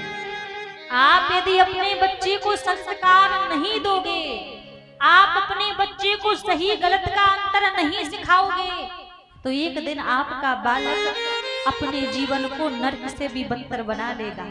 इतना बेकार वो जीवन कर लेगा। ये माता पिता की जिम्मेदारी होती है बच्चों में संस्कार दे, गुण अच्छे गुण सिखाए। आज एक बात बताएं, एक जो मुस्लिम लोग होते हैं ना, उनके बच्चों को ये बात पता है कि कुरान में क्या लिखा है। जो ईसाई लोग हैं उनके बच्चों को भी पता है कि बाइबल में क्या लिखा है, पर हम हिंदुओं के बच्चों को नहीं पता कि रामचरितमानस में क्या लिखा है, भगवत गीता में क्या लिखा है, उनको नहीं पता। क्यों? हमने कभी बताया ही नहीं, हमने कभी जवाबदारी समझी ही नहीं कि अपने बच्चे को धर्म के बारे में, राष्ट्र के बारे में बताया जाए। स्कूलों के भरोसे बैठे हैं कि स्कूल में सब सिखाया जाएगा। स्कूल में सिखाया जाता है अकबर कौन है, बाबर कौन है, ये नहीं सिखाया जाता छत्रपति शिवाजी कौन है, ये नहीं सिखाया जाता महारानी लक्ष्मीबाई कौन है, ये नहीं बताया जाता कि वो रानी अवंतिका बाई, वो पद्मावती कौन है जिसने अपने लाज को बचाने के लिए अग्नि से स्नान कर लिया था, पर किसी को अपने तन को स्पर्श नहीं करने दिया। ये स्कूल में नहीं सिखाया जाता। ये कौन सिखाएगा? आप नहीं बताओगे तो कौन बताएगा? हाँ, आपके बच्चों में आप जब ये संस्कार नहीं दोगे, आप नहीं सिखाओगे, तो उनका जीवन कैसा बनेगा? जो जैसा कह देंगे उसी मार्ग पर वो चल जाएंगे। एक तरह से देखा जाए ना तो ये अंतिम पीढ़ी चल रही है जिसको थोड़ा राष्ट्र धर्म के बारे में ज्ञान है, और आगे यदि हमने उनको नहीं बताया ना तो आने वाली पीढ़ी ये नहीं जानेगी कि राम कौन थे, ये नहीं जानेगी कृष्ण कौन थे। इसमें गलती किसकी है? इसमें हमारी गलती है, हम सबकी गलती है कि हम अपने बच्चों को संस्कार नहीं देते। हम दिन भर लगे हैं दिन रात मेहनत करने में कि मेहनत करके इतना पैसा इकट्ठा करके हमें रखना है कि आगे हमारे बच्चों के काम आए। एक बात कहें आपसे, विचार कीजिएगा, जब आप जो पैसा कमाने में लगे हो ना, जो रोटी कमाने में लगे हो, जो कपड़ा कमाने में लगे हो, बड़े ध्यान से सुनिएगा, जब तक धर्म है तब तक सब कुछ है। जब धर्म झुकता है ना, जब धर्म झुकता है तो हमारे घर तोड़ दिए जाते हैं, और जब धर्म झुकता है तो रोटी भी छीन ली जाती है। जब धर्म झुकता है ना तो माता बहनों के कपड़े भी फाड़ दिए जाते हैं। धर्म से ही सब कुछ है भैया, अधर्म नहीं है ना तो आप रोटी पैसा कमाने में लगे रहो, एक दिन ये सब आपके हाथ से छीन लिए जाएंगे। और ज्यादा बड़ी बात मत देखो, हम तो चलो थोड़ा दूर से ही है, आपको तो कहने की आवश्यकता नहीं है। पश्चिम बंगाल भी, वेस्ट बंगाल भी आपसे कुछ ज्यादा दूर नहीं है। आप स्थिति देख लीजिए, इसका कारण क्या है? हमने बच्चों को बताया नहीं कि हमें जब धर्म की बात आए तो एकजुट हो जाना चाहिए, जब राष्ट्र की बात आए तो एक होकर हमें खड़े हो जाना चाहिए। नहीं, हम तो अपने में जी रहे हैं, हमें अपने से मतलब है, अपना पेट भरना चाहिए, लोगों से क्या लेना देना हमें। लेकिन हमारे धर्म के पीछे, हमारे राष्ट्र के पीछे एक नहीं, जितने भी देश हैं सब टकटकी लगा के देख रहे हैं कि कब भारत कमजोर पड़े, तो कब भारत का धर्म कमजोर पड़े तो भारत पर कब्जा कर लिया जाए, भारत को छीन लिया जाए। सब देख रहे हैं। लेकिन भैया आप राम को मानते हैं ना, तो राम की भी मानिए, कृष्ण को मानते हैं तो कृष्ण की भी मानिए, हनुमान को मानते हैं तो हनुमान की भी मानिए। अपने सबसे पहले आचरण को पवित्र कीजिए। अपने धर्म राष्ट्र के लिए प्राण भी देना पड़े ना तो उसमें घबराइए मत। आजकल हमारी जो बहनें हैं ना, थोड़ी थोड़ी सी बातों में आकर विधर्मियों की बातों में लग जाती हैं। वो कहेंगे अरे हम आप जातियों में बटे हुए हैं, हमारे धर्म में कोई जाति नहीं होती, आप हमारा धर्म अपना लीजिए। थोड़े से प्रेम के चक्कर में पड़ के विधर्मियों से विवाह कर लेती हैं, अपना धर्म छोड़ देती हैं। हमारे धर्म से बड़ा संसार में क्या कोई धर्म हो सकता है? हमारा जो सनातन धर्म है, इससे बड़ा कोई धर्म हो सकता है? कोई धर्म नहीं है। यदि हमारे सनातन धर्म का परिचय भी आपको जानना है, ज्यादा बड़ी बात मत लीजिए, छोटी सी परिभाषा से जान लीजिए। किसी एक मोहल्ले में यदि 50 हिंदुओं के घर बने हो ना, और वहां यदि 5 मुस्लिम लोग रह रहे हैं, तो 5 मुस्लिम रहने के बाद भी वो छाती चौड़ी करके वहां पर रहते हैं। 50 हिंदुओं के रहने के बाद भी छाती चौड़ी करके जीवन जीते हैं। और किसी गली में यदि 10 मुस्लिम रह रहे हो ना, और 5 हिंदुओं का रहना भी वहां वो मुश्किल कर देते हैं। ये हमारे सनातन धर्म का परिचय है। लेकिन हमें धर्म के लिए हमेशा आगे रहना चाहिए और अपने बच्चों में भी ऐसे संस्कार दीजिए भैया कि केवल पेट को भरने के पीछे ना पड़े रहें, अपने धर्म के बारे में भी विचार करें, अपने राष्ट्र के बारे में भी विचार करें।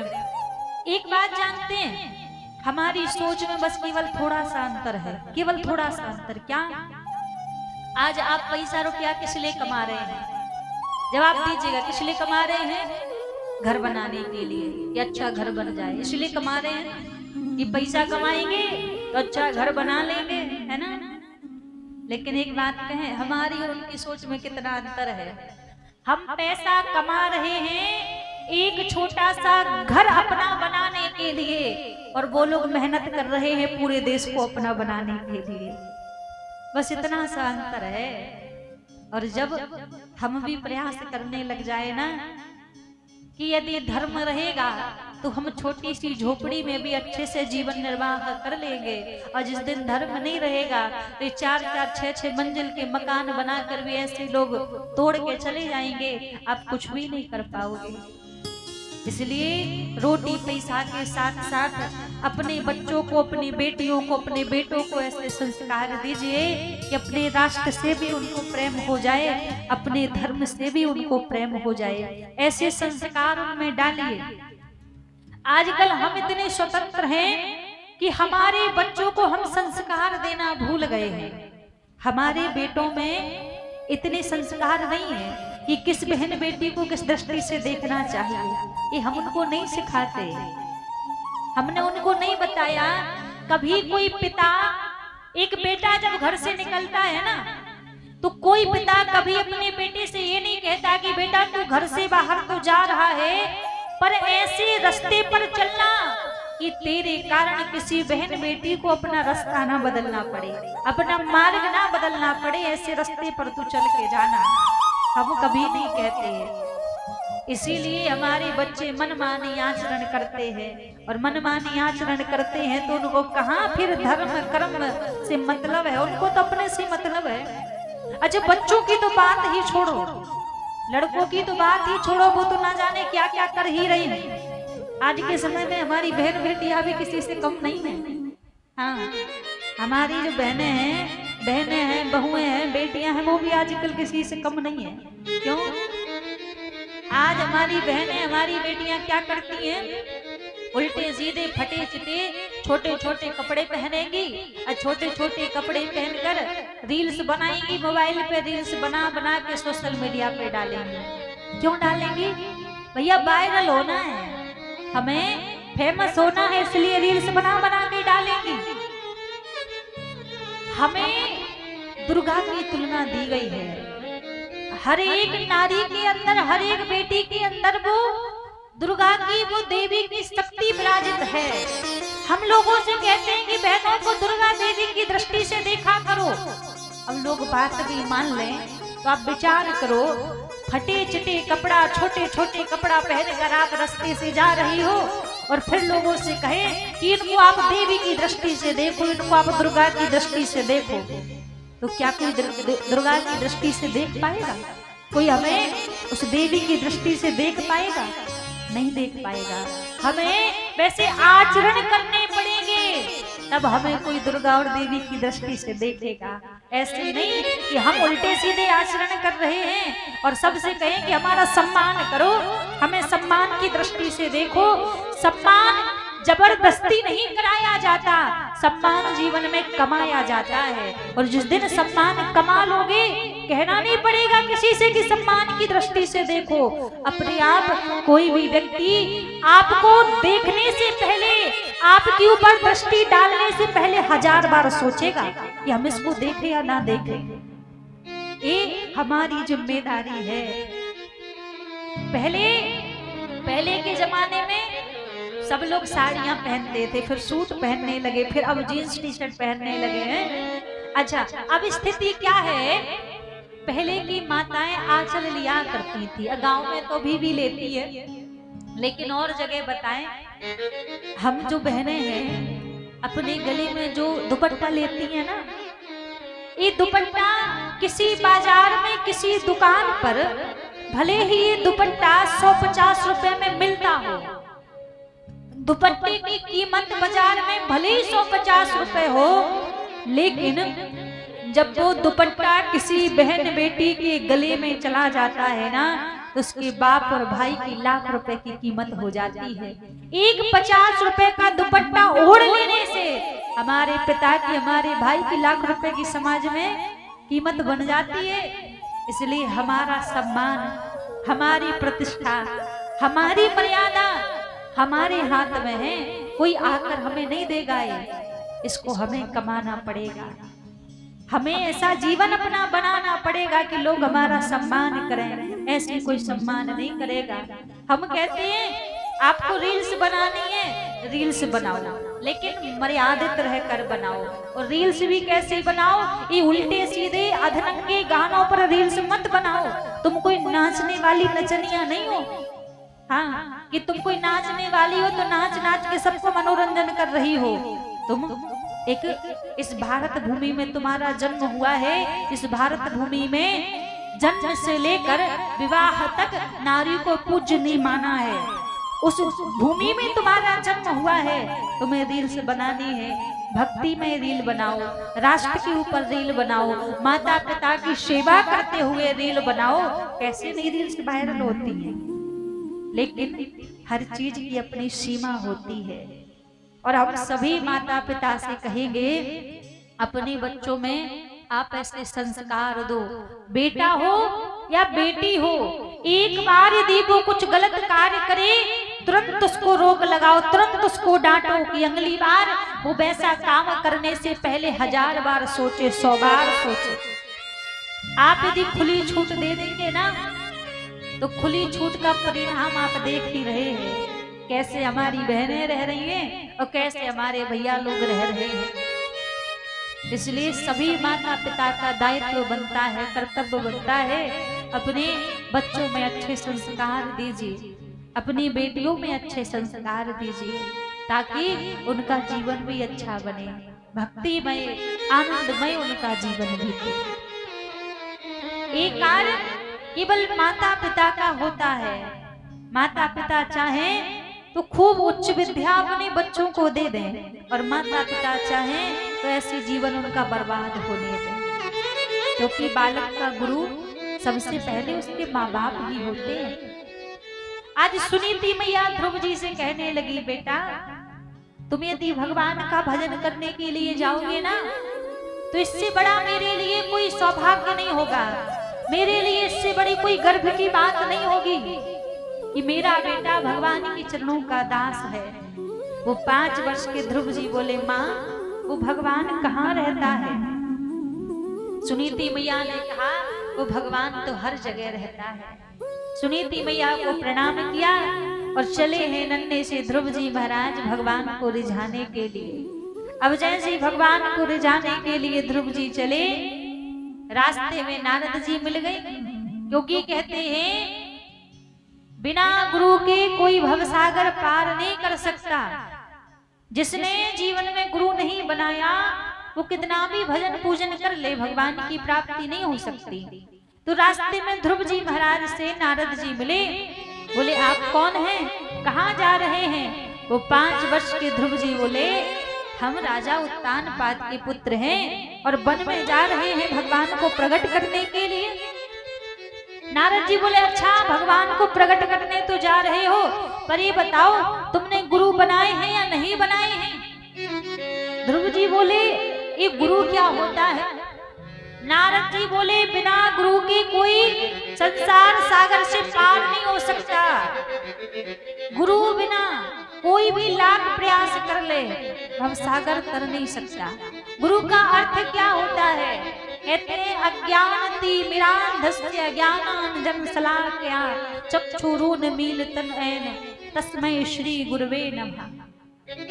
हमारे हृदय में जो अज्ञान रूपी अंधकार भरा हुआ है, उस अंधकार को मिटाने का कार्य करते हैं गुरुदेव। अच्छा, गुरु कोई शरीर नहीं है। आप सोचो कि गुरु कोई देह का नाम है या किसी शरीर का नाम गुरु है। गुरु तत्व होता है जो हृदय में अज्ञान रूपी अंधकार को मिटा दे और ज्ञान के प्रकाश को जागृत कर दे, वो जीवन में गुरु होता है। आजकल लोग कहते हैं हमने एक गुरु तो बनाए थे, लेकिन क्या करें हमारे गुरुदेव रहे नहीं, तो क्या हम दूसरे गुरु बना सकते हैं? जीवन में गुरु एक ही होता है। गुरु एक बार ही बनाए जाते हैं, एक ही गुरु होता है, और गुरु कभी मरता नहीं है। गुरु, यदि आपने शरीर को गुरु मान रखा है, तो ना तो आपकी वो गुरु निष्ठा सही है, ना गुरु प्रेम सही है, क्योंकि गुरु शरीर नहीं होता, गुरु तत्व होता है, और जो गुरु तत्व कभी नहीं मरता। शरीर तो छूट जाता है, पर गुरु तत्व वचन रूप में हमेशा हमारे साथ में रहता है। तो जीवन में गुरु एक ही होता है। और कहते हैं भैया, यह तन विष की बेलरी गुरु अमृत की खान, शीश दिए जो गुरु मिले तो भी सस्ता जान। ये जीवन क्या है, शरीर क्या है? ये विष की बेलरी है, और गुरु उस जीवन में अमृत की खान है। यदि प्राणों की बाजी देने पर भी गुरु मिल जाए तो समझना कि बड़े सस्ते में निपट गए हैं। गुरु इतनी आसानी से नहीं मिलता जीवन में। नारद जी ने ध्रुव जी महाराज को गुरु मंत्र दिया और कहा, कहीं ज्यादा तुम्हें भटकने की आवश्यकता नहीं है, मधुबन में जाकर इस मंत्र का जाप करना, भगवान स्वयं तुम्हें ढूंढते हुए आएंगे। 5 वर्ष के हैं ध्रुव जी महाराज, मधुबन में बैठकर 12 अक्षर मंत्र का जाप करते हैं। पहला महीना भजन का प्रारंभ हुआ, केवल फल खाकर भजन कर रहे हैं। दूसरे महीने में फल का भी त्याग कर दिया, केवल सूखे पत्ते खाते हैं। तीसरे महीने में तो वो भी छोड़ दिए, केवल जलपान करते हैं। 5वें महीने में तो सब कुछ छोड़ दिया और मूर्छित होकर केवल अंतर्मन से भगवान का ध्यान कर रहे हैं। इतने में देखा कि देवताओं ने देखा ठाकुर जी माला लेकर दौड़े चले जा रहे हैं। सब बोले, प्रभु इतनी जल्दबाजी में आप कहाँ जा रहे हैं? भगवान बोले, एक नन्हा सा भक्त मेरा भजन कर रहा है, मैं उसके दर्शन करने के लिए जा रहा हूँ। कि मैं ध्रुव को दर्शन देने जा रहा हूँ। भगवान बोले मैं ध्रुव के दर्शन करने के लिए जा रहा हूँ। और जैसे प्रभु आए वो माला जैसी ध्रुव जी को पहनाई, मूर्छा टूटी ध्रुव जी की। देखा सन्मुख प्रभु खड़े हुए हैं, भगवान को देखे ही जा रहे हैं, देखे ही जा रहे हैं, कुछ बोलते ही नहीं। जब कुछ नहीं बोलते तो देखते देखते भगवान मुस्कुराने लगे। अब जब भगवान मुस्कुराने लगे तो ध्रुव जी भी मुस्कुराने लगे। अब जब ध्रुव जी मुस्कुराए तो स्वर्ग में बैठे बैठे सारे देवी देवता मुस्कुराने लगे। अच्छा, भगवान क्यों मुस्कुराए? भगवान तो इसलिए मुस्कुराए हैं कि कितना भोला भाला भगत है, बस देख ही जा रहा है, देख ही जा रहा, कुछ बोलता ही नहीं। और ध्रुव जी क्यों मुस्कुराए हैं? ध्रुव जी इसलिए मुस्कुरा रहे हैं, मैंने माता जी से सब तो पूछ लिया, पर ये पूछना तो भूल ही गया कि जब भगवान आएंगे तो उनसे क्या बोलूंगा, बोलना ही नहीं आता तो मैं क्या बोलूं। और देवता इसलिए मुस्कुरा रहे हैं, यदि ऐसा अवसर हमें मिलता ना तो हम पहले से वरदान की लिस्ट बना के रख लेते कि इतना सब भगवान से मांगना है। अच्छा, मन की बात तो ठाकुर जी सबके जानते हैं। प्रभु ने अपने शंख को लिया और ध्रुव जी के कपोलों से स्पर्श करा दिया। ध्रुव जी को वेद वेदांतरों का ज्ञान हो गया। और जैसे ध्रुव जी महाराज को वेद वेदांतरों का ज्ञान हुआ, बड़ी सुंदर भगवान की स्तुति की और ध्रुव जी लौट कर आए तो आज सब ध्रुव जी के स्वागत में खड़े हैं। आज जो सुरुचि है, जिसने सिंहासन पर नहीं बैठने दिया था, वो सबसे पहले आरती की थाली लेकर खड़ी है। ध्रुव जी ने दृश्य देखा तो कहने लगे, देखो जा पर कृपा राम की होई, ता पर कृपा करे सब कोई। कोई मुझे पूछता नहीं था, कोई मुझे जानता नहीं था, लेकिन जब से मैं प्रभु का हो गया तो सब मेरे स्वागत में खड़े हैं। जब तक बिकाना था कोई पूछता ना था, जब तक बिकाना था कोई पूछता ना था, आज तूने खरीद कर अनमोल कर दिया है। इस संसार में कीमत उसी की बनती है जो गोविंद का हो जाता है, वरना तो लाखों करोड़ों की भीड़ ऐसी संसार में चल रही है। आज ध्रुव जी महाराज के ऊपर भगवान ने कृपा की। ध्रुव जी के ऊपर जैसे ही प्रभु ने आज कृपा की, कुछ समय ध्रुव जी ने राजपाट को चलाया, राजपाट को भोगा। उसके बाद ध्रुव जी की मृत्यु का समय आया तो ध्रुव जी मृत्यु के सर पर चरण रखकर भगवान के धाम के लिए गए। भक्ति का सामर्थ्य देखो, भक्ति जिसके जीवन में आ जाए तो मृत्यु भी उसको स्पर्श करने से डरती है। जब ध्रुव जी की मृत्यु आई तो मृत्यु देवी सामने आकर खड़ी हो गई। ध्रुव जी बोले, देवी आप कौन है और ऐसे क्यों खड़ी हैं? मृत्यु देवी बोली, मेरा नाम मृत्यु है और इस संसार में जिसका भी जन्म हुआ है एक बार तो उसको मुझे स्पर्श करना ही पड़ता है, तो आप ऐसा कीजिए, मुझे आप स्पर्श कर लीजिए। ध्रुव जी महाराज समझ गए, बोले अपने सर को झुकाओ। और जैसी मृत्यु देवी ने अपना सर झुकाया, ध्रुव जी ने मृत्यु के सर पर चरण रखा और भगवान के धाम के लिए चले गए। बोलिए ध्रुव जी महाराज की जय हो। जब जीवन में भगवान की कृपा आती है ना, तो फिर कोई भी व्यक्ति क्यों ना हो, उसको 1000 बार लाख बार सोचना पड़ता है कि मैं इसके जीवन में मैं इसको स्पर्श करूं, इससे क्या बोलूं क्या नहीं बोलूं। आज मृत्यु की भी हिम्मत नहीं थी कि ध्रुव जी को छुए स्पर्श करे। तो यहाँ ध्रुव जी महाराज भगवान के धाम पर गए, प्रभु के धाम चले गए और कहते हैं, भैया जीवन में कितने भी संकट हो पर एक बार गोविंद के हो जाओ ना, सारे संकट दूर हो जाते हैं। हमारे ब्रज में भक्त कहा करते हैं, गाया करते हैं, सारे दुख दूर हमारे हो गए, सारे दुख दूर हमारे हो गए। कब से? काव्या जब से मुरली वाले हम तुम्हारे हो गए, जब से मुरली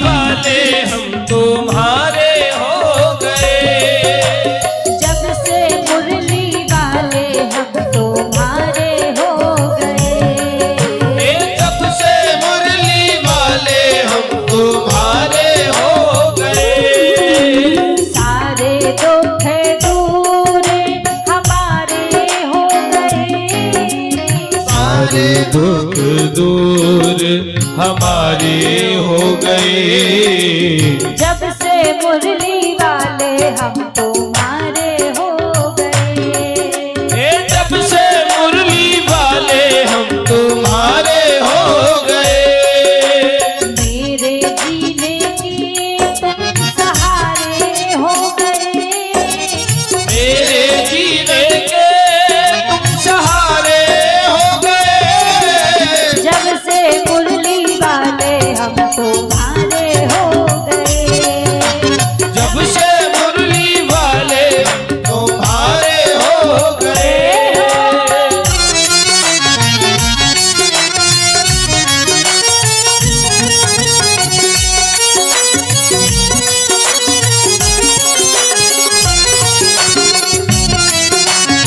भक्त वत्सल भगवान की जय हो।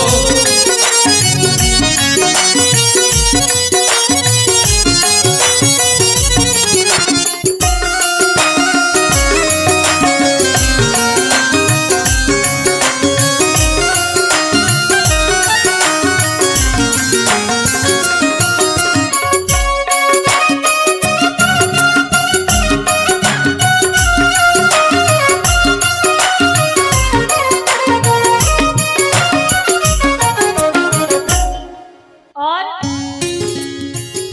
भक्त कहता है जब से मैं आपकी शरण में आया हूँ, जब से मैंने आपको अपनाया है, मेरे जीवन में कोई दुख नहीं आता।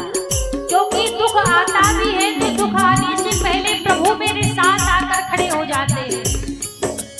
जग से रिश्ता तोड़ के बैठे तुम संग नाता जोड़ के बैठे। तुम संग नाता जोड़ के बैठे। तुम संग नाता जोड़ के बैठे। जग से रिश्ता तोड़ के बैठे तुम संग नाता जोड़ के बैठे। तुम संग नाता जोड़ के बैठे। तुम संग नाता जोड़ के बैठे। सारी जग से उठा भरोसा सब कुछ तुम पर छोड़ के बैठे। सब कुछ तुम पर छोड़ के बैठे। सब कुछ तुम पर छोड़ के बैठे। सीने तक तीर के किनारे हो गए।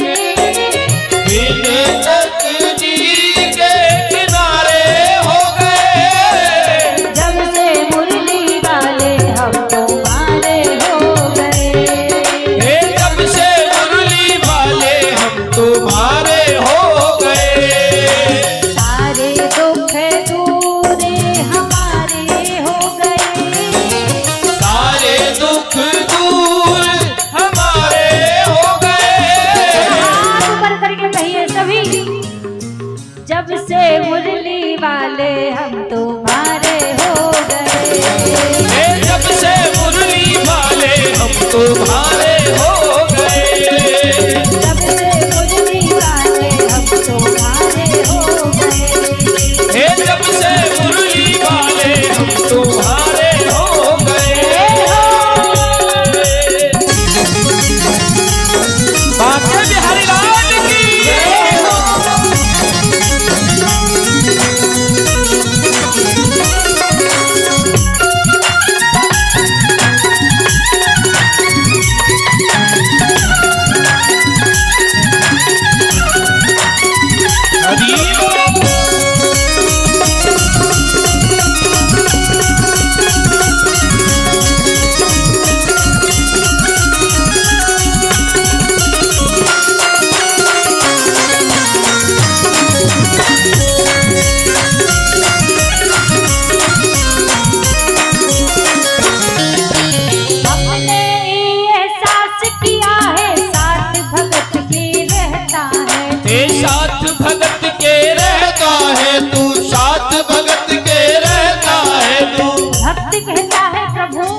मुझे पूरा भरोसा है कि आप हर एक कदम कदम पर भक्त के साथ रहते हैं। एक बार क्या हुआ, एक ठाकुर जी का बड़ा ही प्रेमी था, बड़ा ही भक्त था। जब वो भक्त रास्ते में चलता तो उसको रास्ते में चलते हुए जब पीछे पलट कर देखता उसको 4 पैरों के निशान दिखाई देते, तो वो सोचता कि इसमें 2 पैरों के निशान तो मेरे हैं और 2 पैरों के निशान मेरे प्रभु के हैं।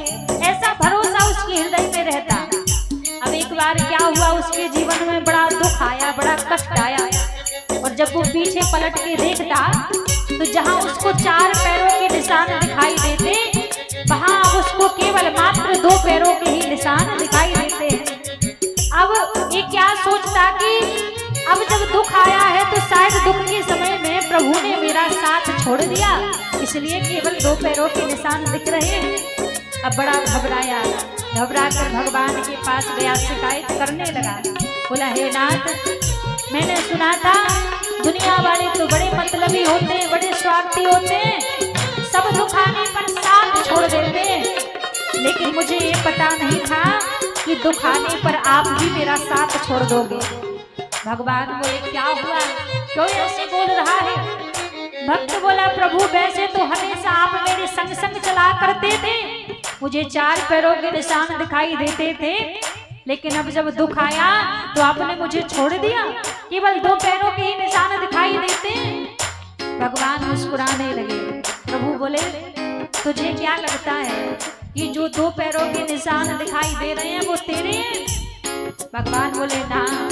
ठाकुर जी कहने लगे, जिस दिन तेरे जीवन में दुख आया था, जिस दिन तेरे जीवन में कष्ट आया था, उस दिन से मैंने तुझे चलने ही नहीं दिया है, मैंने तो तुझे अपनी गोदी में उठा रखा है, और जो 2 पैरों के निशान दिखाई दे रहे हैं वो तेरे नहीं, वो मेरे पैरों के निशान हैं। इसलिए भक्त कहता है, हमने एहसास किया है साथ भगत के रहता है, साथ भगत के रहता है तू, साथ भगत के रहता है तू, कभी न छोड़े उसे अकेला, हाथ पकड़ कर चलता है, हाँ पकड़ कर चलता है तू, हाँ पकड़ कर चलता है तू। ऐसा लगता है हम किनारे हो गए, ऐसा लगता है हम किनारे हो गए, जब से मुरली वाले हमको मारे हो गए, जब से मुरली वाले हम तुम्हारे हो गए, सारे दुख दूर हमारे हो गए, सारे दुख दूर हमारे हो गए। अच्छा, आप बताइए, जब से आप यहाँ बैठे हो, ज्यादा दूर की बात मत कहो, 2-3 घंटे की बात कर लो, यहाँ बैठकर कोई दुख याद आ रहा है आपको? आ रहा है किसी को कोई दुख याद, कोई परेशानी याद आ रही है? नहीं आ रही ना? तो कम से कम जब तक यहाँ बैठे हो तब तक तो कोई दुख जीवन में है ही नहीं, क्योंकि यहाँ पर आप भगवान का नाम गा रहे हो, नाम सुन रहे हो, और जीवन भर के लिए यदि भगवान का नाम आ जाए ना तो जीवन में कोई दुख सताए नहीं। एक बार कहिए, हाथ पर खड़े करके, सबके हाथ ऊपर होने चाहिए, बिल्कुल सीधे सीधे। सारे दुख दूर हमारे हो गए, सारे दुख दूर हमारे हो गए, जब से मुरली वाले हम तुम्हारे हो गए, जब से मुरली वाले हम तुम्हारे हो गए, जब से मुरली वाले हम तुम्हारे हो गए, जब से मुरली वाले हम तुम्हारे हो गए, जब से मुरली वाले हम तुम्हारे हो गए, ओ जब से मुरली वाले हम तुम्हारे हो गए। सारे दुख दूर हमारे हो गए, सारे दुख दूर हमारे हो गए, जब से मुरली वाले हम तुम्हारे हो गए, हो जब से मुरली वाले हम तुम्हारे हो गए। भक्त जब भगवान के श्री चरणों में आ जाता है तो उसको दुनिया की कोई दुख कोई परेशानी नहीं सताती। अच्छा, ऐसा नहीं है कि फिर जीवन में दुख नहीं आता। इस भ्रम में मत रहिए कि भगवान की बन जाओगे तो दुख नहीं आएगा, दुख तो आएगा। लेकिन आज क्या होता है, आज जब जीवन में दुख आता है तो आप अकेले रहते हैं उस दुख से लड़ने के लिए।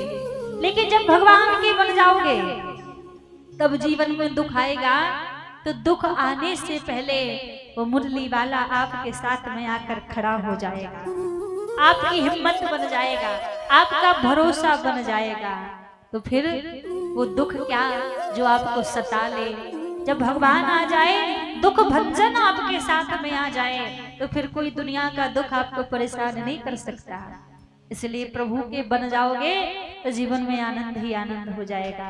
प्रेम से कहिए राधे राधे राधे राधे राधे राधे। आज भगवान ने यहाँ पर ध्रुव जी महाराज के ऊपर कृपा की, फिर पृथु महाराज का चरित्र सुनाया। ये जो पृथ्वी है इसका नाम पहले वसुंधरा था, फिर पृथु महाराज का राज्य आया, तो पृथु महाराज के राज्य के बाद इस वसुंधरा का नाम पृथ्वी पड़ा। जो पृथु महाराज थे वो बड़े ही भक्त थे भगवान के। इन्होंने 100 यज्ञ करने का संकल्प मन में लिया, 99 यज्ञ पूरे हो गए, और जब 100वां यज्ञ करने लगे तो जो यज्ञ का अश्व था, यज्ञ का जो घोड़ा था, उसको आकर इंद्र ने चुरा लिया। जब उस अश्व को चुरा लिया तो महाराज भगवान प्रकट हो गए पृथु महाराज के पास और बोले, हम आपसे प्रसन्न हैं, आप मांगो क्या चाहिए। पृथु महाराज ने क्या वरदान मांगा, बोले प्रभु इन 2 कानों से आपका नाम सुनते सुनते मन तृप्त नहीं होता, आप मेरे रोम रोम में 1000 कानों की शक्ति दीजिए। 1000 कानों की शक्ति पृथु महाराज ने मांगी। इतने कथा प्रेमी थे, भगवान ने कहा तथास्तु। तो पृथु महाराज का राज्य आया। फिर यहाँ पर भगवान के बड़े ही प्रिय भक्त श्री प्रहलाद जी महाराज का चरित्र सुखदेव जी महाराज राजा परीक्षित को सुनाने लगे। जब 12 भगवान ने हिरणाक्ष को मार दिया, उसी समय से जो हिरणाक्ष का छोटा भाई हिरण्यकश्यपु था, वो भगवान नारायण को अपना शत्रु मानता था। तो ब्रह्मा जी की तपस्या की, और ब्रह्मा जी की तपस्या करके कई सारे वरदान लेकर हिरण्यकश्यपु आया। आज जब हिरण्यकश्यपु वरदान लेकर आया तो यहाँ पर हिरण्यकश्यपु की जो पत्नी थी कयाधु, वो गर्भवती हुई। तो कयाधु के गर्भ से जब गर्भवती थी कयाधु, तब इंद्र ने विचार किया कि हिरण्यकश्यपु जब इतना बड़ा दैत्य है, इतना बड़ा राक्षस है, तो इसकी जो संतान होगी वो भी राक्षस ही होगी। तो इंद्र कयाधु का हरण करके ले गया कि इनकी गर्भ को मैं नष्ट कर दूंगा। लेकिन नारद जी ने इंद्र के पास जाकर कयाधु को छुड़ा लिया और कहा, महाराज आप भ्रम में मत रहो कि यदि इनके जो पिता हैं वो दैत्य हैं तो ये भी दैत्य ही होंगे ना। आप कितना बड़ा अपराध करने के लिए जा रहे हैं। इनके गर्भ में जो बालक पल रहा है वो तो भगवान का परम भक्त है। कयाधु को अपने पास ले आए नारद जी और अपने पास रख के कयाधु को खूब सत्संग कराया, खूब भगवान की कथा सुनाई। फिर जब हिरण्यकश्यपु तपस्या करके लौटा तो कयाधु को नारद जी के पास से अपने महल में ले आया। कयाधु के गर्भ से बालक का जन्म हुआ और उसी बालक का नाम प्रहलाद रखा। श्री प्रहलाद जी महाराज धीरे धीरे बड़े होने लगे। जब बड़े होने लगे तो हिरण्यकश्यपु ले गया प्रहलाद जी को विद्याध्ययन कराने के लिए विद्यालय, और विद्यालय ले गया। अब थोड़ा समय बीता, हिरण्यकश्यपु को लगा कि एक बार जाके भेंट करके आऊं मैं अपने पुत्र प्रहलाद से, इतने दिन में क्या सीखा है। और जैसे प्रहलाद जी महाराज से भेंट करने के लिए हिरण्यकश्यपु आए, पूछने लगे, बेटा ये बताओ इतने दिनों में तुमने सबसे अच्छा पाठ कौन सा सीखा है। अब जैसे सबसे अच्छे पाठ की बात कही तो प्रहलाद जी सोचने लगे, अब जब सबसे अच्छे पाठ की बात कही है तो सबसे अच्छा पाठ ही बताना पड़ेगा। प्रहलाद जी महाराज नवदा भक्ति का वर्णन सुनाने लगे। कहा भगवान की 9 प्रकार की भक्तियां हैं, इनमें से एक भक्ति भी किसी के जीवन में आ जाए तो उसका कल्याण हो जाए। भजन का उपदेश देने लगे। अब जय जी भजन का उपदेश देने लगे। हिरण्यकश्यपु बोला चुप बिल्कुल, अब एक बार और मैं तेरे मुख से मेरे शत्रु नारायण का नाम ना सुन लूं, तलवार निकाल ली, मैं छोड़ूंगा नहीं, तुझे मार दूंगा। जो दैत्यों के गुरु थे उन्होंने रोक लिया हिरण्यकश्यपु को, कहा ये छोटा बालक है, मैं समझा दूंगा, आगे से आपके शत्रु का नाम नहीं लेगा, इनको छोड़ दो, मत मारो। और जैसे कहा कि मत मारो, हिरण्यकश्यपु वहां से चले गए। लेकिन प्रहलाद जी महाराज का मन नहीं लगता राक्षसी विद्या अध्ययन करने में, क्योंकि प्रहलाद जी महाराज का मन तो पहले से कहीं और लग चुका था। प्रहलाद जी का मन तो ठाकुर जी की भक्ति में लग गया था, इसलिए प्रहलाद जी का मन विद्या अध्ययन करने में नहीं लगता। आज क्या हुआ, प्रहलाद जी के छोटे छोटे मित्र हैं, प्रहलाद जी से बोलने लगे कि प्रहलाद एक बात बताओ, तुम नारायण का नाम क्यों गाते हो? तुम्हें तुम्हारे पिताजी का भय नहीं लगता? वो तुम्हें मार देंगे, इसलिए नारायण का नाम छोड़ दो, मत गाया करो नारायण का नाम। जैसे कहा तो प्रहलाद जी महाराज बोले देखो, यदि मेरी मृत्यु मेरे पिताजी के हाथ से लिखी होगी इस संसार में कोई मुझे बचा नहीं सकता, मैं मर जाऊंगा। लेकिन यदि मेरे पिता के हाथ से मेरी मृत्यु नहीं लिखी होगी तो इस संसार में ऐसा कोई नहीं है जो मुझे मार सके। मारने वाला है भगवान, बचाने वाला है भगवान। जब तक भगवान की इच्छा ना हो यहाँ संसार में एक पत्ता भी नहीं हिल सकता बिना प्रभु की मर्जी के। आज प्रहलाद जी बोले कि आप सब भी मत डरा करो, आप सब भी भगवान का नाम गाया करो। यहाँ सारे प्रहलाद जी के छोटे छोटे मित्र मिलकर भगवान नारायण का नाम गा रहे थे। इतने में हिरण्यकश्यपु आ गया और हिरण्यकश्यपु ने जैसे ये दृश्य देखा, प्रहलाद जी को पकड़ा और कहा आज तुझे नहीं छोड़ूंगा, आज मार दूंगा। यदि तुझे मैंने छोड़ दिया तो आज तू नारायण का नाम गा रहा है, कल को पूरे नगर में पूरी प्रजा नारायण का नाम गाएगी, मेरा भय किसी को नहीं रहेगा, मैं तुझे मार दूंगा। प्रहलाद जी को पकड़ कर लाए, काल कोठरी में बंद कर दिया। जिस काल कोठरी में भूत प्रेतों का साया रहता था उस काल कोठरी में बंद कर दिया प्रहलाद जी को। कई दिन बीत गए। अब हिरण्यकश्यपु को लगा कि जाकर देखो तो सही, अब तो प्रहलाद कब का नारायण का नाम भूल चुका होगा। लेकिन जब उस काल कोठरी को खोल कर देखा, नेत्र बंद करके प्रहलाद जी महाराज बैठे हुए हैं और भगवान के नाम को गा रहे हैं, श्रीमन नारायण गाते जा रहे हैं। अब तो हिरण्यकश्यपु को लगा कि इतना छोटा सा बालक है, इतनी भयंकर काल कोठरी में रहने के बाद भी इसने नारायण का नाम नहीं छोड़ा। पहाड़ से फेंकवा दिया। जैसे पहाड़ से फेंकवाया, भगवान ने गोदी में झेल लिया प्रहलाद जी को। हर एक प्रयास करके देख लिए मारने के लिए, पर प्रहलाद जी का कुछ नहीं हुआ। आज हिरण्यकश्यपु की बहन होलिका आई और बोली भैया आप चिंता मत करो, मुझे ब्रह्मा के द्वारा एक चुनरी मिली है, जिस चुनरी को ओढ़कर मैं अग्नि में बैठ जाऊंगी तो मुझे कुछ नहीं होगा, आपका शत्रु जलकर राख हो जाएगा। होलिका ने ऐसा ही किया, उस चुनरी को ओढ़ा और ओढ़कर बैठ गई, गोदी में प्रहलाद जी को बिठा लिया और जैसे आग लगाई तो उस आग की लपटों में होलिका तो जलकर भस्म हो गई, लेकिन आग की लपटों में भी प्रहलाद जी महाराज भगवान का नाम गा रहे हैं। जब देखा हिरण्यकश्यपु ने कि बहन भी मर गई, फिर भी शत्रु का कुछ नहीं हुआ, प्रहलाद को कुछ नहीं हुआ। अब तो इतना क्रोध आया, हिरण्यकश्यपु बोले देख आज नहीं छोड़ूंगा, बता कहाँ है तेरा नारायण। जैसी कहा सामने अग्नि खंभ लगा हुआ था। प्रहलाद जी महाराज पूरे भरोसे के साथ बोले पिताजी ये जो अग्नि स्तंभ लगा है इसके ऊपर ये जो चींटी जा रही है इस चींटी में भी मेरा नारायण है। और क्रोध में आकर जैसी तलवार का प्रहार हिरण्यकश्यपु ने उस खंबे के ऊपर किया, खंबे को फाड़ कर नरसिंह देव भगवान प्रकट हो गए। बोलिए नरसिंह देव भगवान की।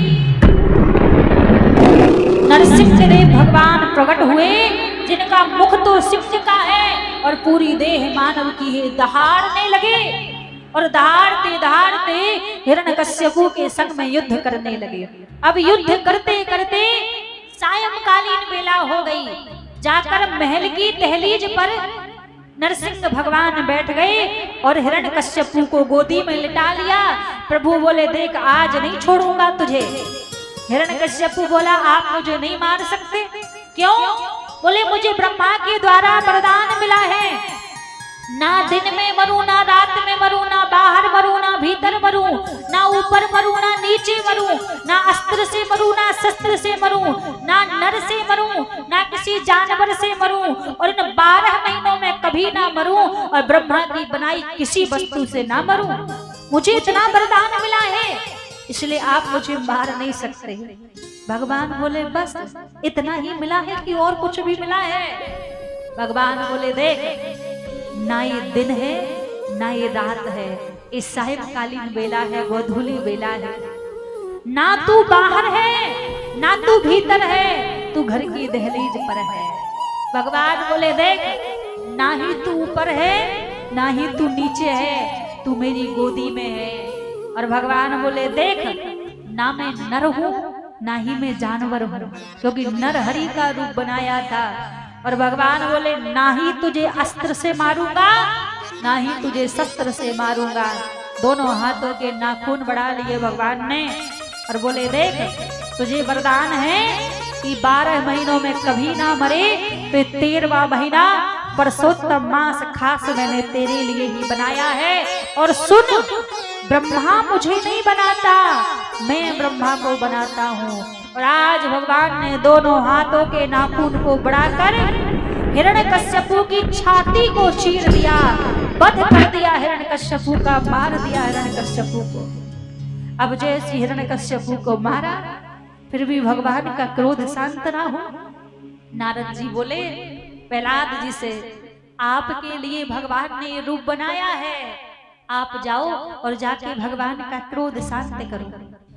प्रहलाद जी महाराज जैसे चल के आए, दहाड़ रहे थे भगवान क्रोध में, और जैसे वो नन्हे से प्रहलाद जी चल कर आए, आज भगवान ने प्रहलाद जी को गोदी में ले लिया और प्रहलाद जी से बोले बेटा मुझे क्षमा करना, तूने बड़े ही कष्ट सहे हैं, मैंने आने में देरी कर दी।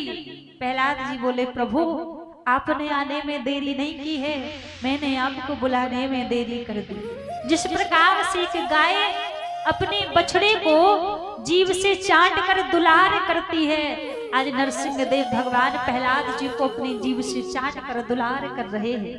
और बोले बेटा तू मांग ले, तुझे क्या चाहिए, जो भी तू मांगेगा मैं दे दूंगा। प्रहलाद जी बोले प्रभु मैं जो मांगूंगा आप दोगे? भगवान बोले तू मांग कर दे कि क्या चाहिए।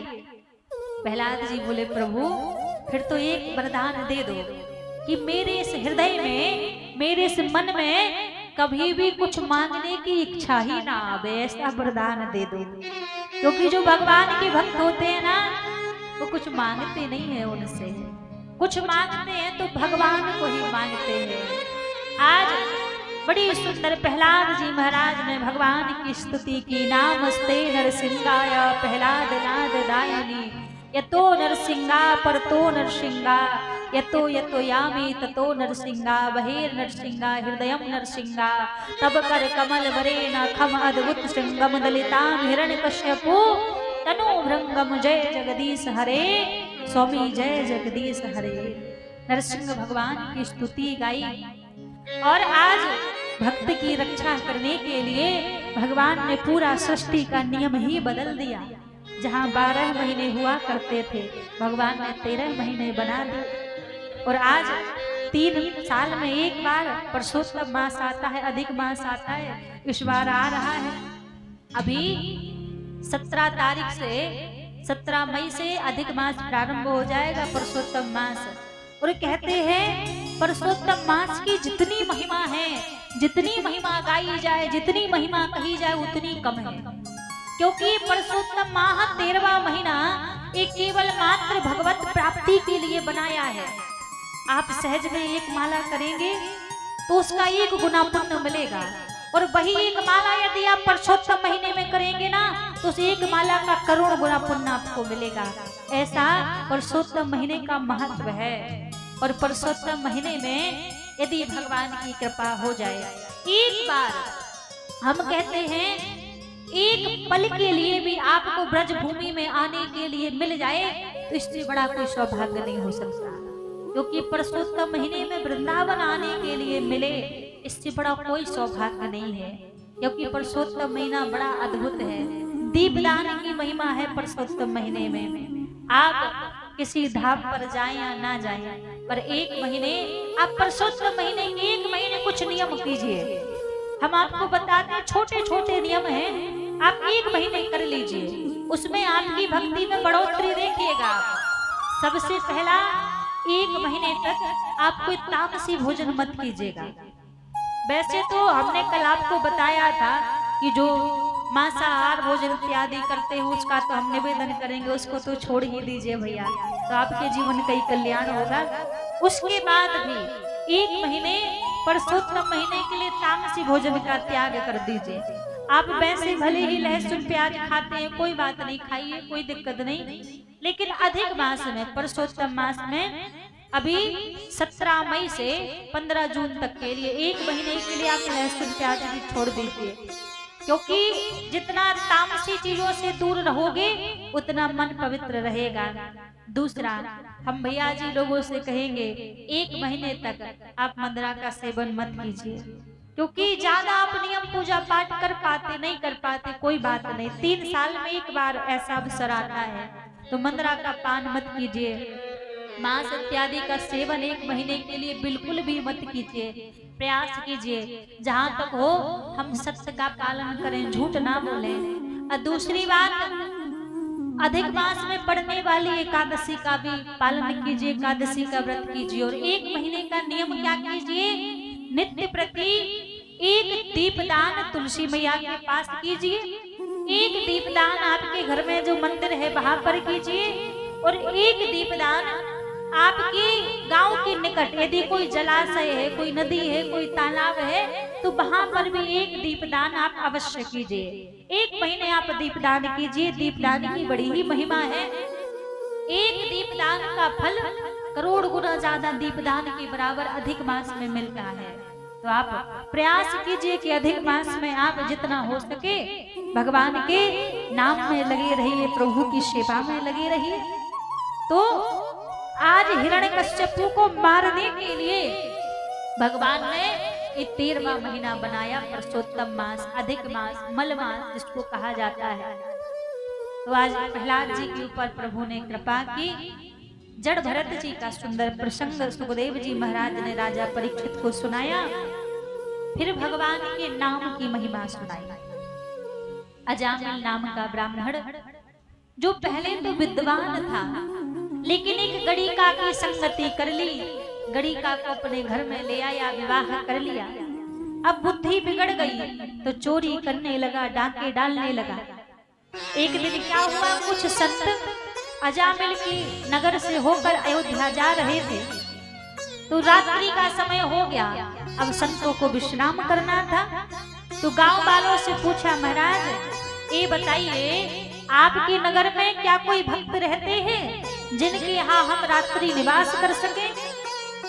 गांव वालों ने हंसी करके कह दिया, महाराज हमारे नगर में बहुत बड़े भक्त रहते हैं। बोले कौन है? बोले भक्तराज अजामिल रहते हैं, उनके घर चले जाइए।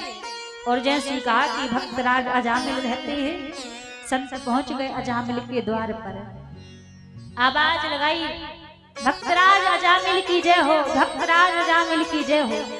गणिका घर से बाहर आई, बोली महाराज यहाँ कोई भक्त निवास नहीं करते हैं, इस घर में तो चोर अजामिल रहते हैं। संतों ने कहा कि हमें तो रात्रि विश्राम करना था, इसलिए हम आपके यहाँ पर आ गए। अब गणिका बोली, महाराज मैं आपको भोजन बनाकर तो नहीं दे सकती, क्योंकि मैं एक गड़िका हूँ, आप मेरे हाथ का भोजन नहीं कर सकते। लेकिन मैं यदि सूखी सामग्री आपको दे दूं, तो क्या आप उस सूखी सामग्री से भोजन बनाकर पालेंगे? संतों ने कहा इतना कह रहे हो तो ठीक है। गड़िका ने सूखी सामग्री दी। अजामिल के घर के बाहर एक पेड़ के नीचे बैठकर सभी संतों ने प्रसाद बनाया। अब उन संतों में से जो बड़े महंत जी थे, एक निवाला तोड़ा, मुख में नहीं दिया, नेत्र भर आए, उनके आंसू बहने लगे। तो जो छोटे छोटे उनके शिष्य थे वो पूछने लगे, गुरुदेव आप क्यों रो रहे हैं? तो महात्मा जी बोले, बेटा हम अजामिल के घर का अन्न खा रहे हैं और आज से हमारी जवाबदारी बनती है, इस अजामिल का उद्धार होना चाहिए, क्योंकि हमने इसके घर का अन्न खाया है। अब प्रसाद पा लिया सबने। भोर की बेला हुई। जब वो संत जाने लगे तो अजामिल के द्वार पर पहुंचे। बोले, महाराज हमने आपके घर में भोजन किए हैं, तो भोजन के बाद आप कोई हमें दक्षिणा दीजिए, कुछ विदाई दीजिए, क्योंकि ये शास्त्र का नियम होता है। आप अपने घर में किसी संत ब्राह्मण को यदि भोजन कराएं, तो भोजन कराने के बाद इच्छा अनुसार कुछ दक्षिणा, कुछ विदाई दी जाती है। ये नियम है, कुछ द्रव्य दिया जाता है। तो संत बोले, आप भी हमें कुछ विदाई दीजिए। अजामिल बोला, देखो हमारे घर में कुछ नहीं है देने के लिए, आपके पास जो दंड कमंडल बचे हैं ना, इसी को दक्षिणा समझ कर ले जाइए, वरना इनको भी ले लूंगा मैं। महात्मा बोले, देखो हमें आप कुछ पैसा रुपया मत दीजिए, आप एक काम कीजिए, आपकी पत्नी जो गर्भवती है, इसके गर्भ से जो बालक जन्म ले उसका नाम नारायण रख देना। गड़िका ने कहा ठीक है। संत वहां से चले गए। अब उस बालक का जन्म हुआ और जैसे उस बालक का जन्म हुआ, उस बालक का नाम अजामिल ने नारायण रख दिया। अब तो बहुत प्रेम करता था उस बालक से, सोते जागते उठते बैठते नारायण नारायण पुकारता रहता। अजामिल की मृत्यु का समय आया, यम के दूत आए अजामिल को लेने के लिए, और जैसे यम के दूत पकड़ने लगे अजामिल को, तो डरने लगा, घबराने लगा। देखा आसपास कोई नहीं दिखा, वो छोटा सा बालक नारायण खेल रहा था। डर के कारण पुकारने लगा अजामिल, बेटा नारायण मुझे बचा लो, बेटा नारायण मुझे बचा लो। और जैसी आवाज लगाई, बेटा नारायण तो नहीं आया बचाने के लिए, वो चार भुजाधारी भगवान नारायण आ गए यम के दूतों से अजामिल को बचाने के लिए, और यम के दूतों से छुड़ाकर अजामिल को भगवान के धाम ले गए। इसलिए कहा भगवान के नाम की महिमा बड़ी। भगवान स्वयं नहीं जानते कि प्रभु के नाम की महिमा कितनी अद्भुत है, कितनी बड़ी है। पहले के समय में क्या होता था, घर में जब बच्चों का जन्म होता तो सभी अपने बच्चों का नाम भगवान के नाम से जोड़कर रखते थे। क्यों रखते थे? क्योंकि जितनी बार भी हम अपने बच्चे का नाम लेंगे, उतनी बार ही हमारे मुख पर भगवान का नाम आएगा, इसलिए भगवान का नाम रखा करते थे। लेकिन आज के समय में नाम कैसे रखते हैं? आज के समय में तो ना जाने भैया बड़े अजीब अजीब नाम रखते हैं। बोले टिंकू, पिंकू, सिक्कू, डिंकू, पता नहीं कैसे कैसे नाम रखते हैं। अब खुद को भी उस नाम की महिमा पता नहीं होगी, पर ऐसा नाम रख देंगे। नाम हमेशा ऐसा रखो जिसका अर्थ हमें पता हो कि इस नाम का अर्थ क्या है। अच्छा, एक बार क्या हुआ, एक गांव में रहने वाला एक बड़ा सीधा साधा सा व्यक्ति था। अब उसकी शादी हुई कहाँ? शहर की लड़की से उसकी शादी हुई। अब शादी होकर उसकी पत्नी घर आई। अब घर आकर वो, पहले के समय में क्या होता था कि ना लड़का लड़की पहले से देखते नहीं थे, बिना देखे माता पिता शादी पक्की कर देते थे, ब्याह हो जाता था। अब वो पत्नी अपने पति से आकर बोली, अच्छा आप ये बताओ आपका नाम क्या है? मुझे तो आपका नाम भी नहीं पता। अब जैसे नाम पूछा तो व्यक्ति बोला, मेरा नाम है ठनठन गोपाल। अब इसने कहा, ये ठनठन गोपाल ये कैसा नाम है? मैं अपने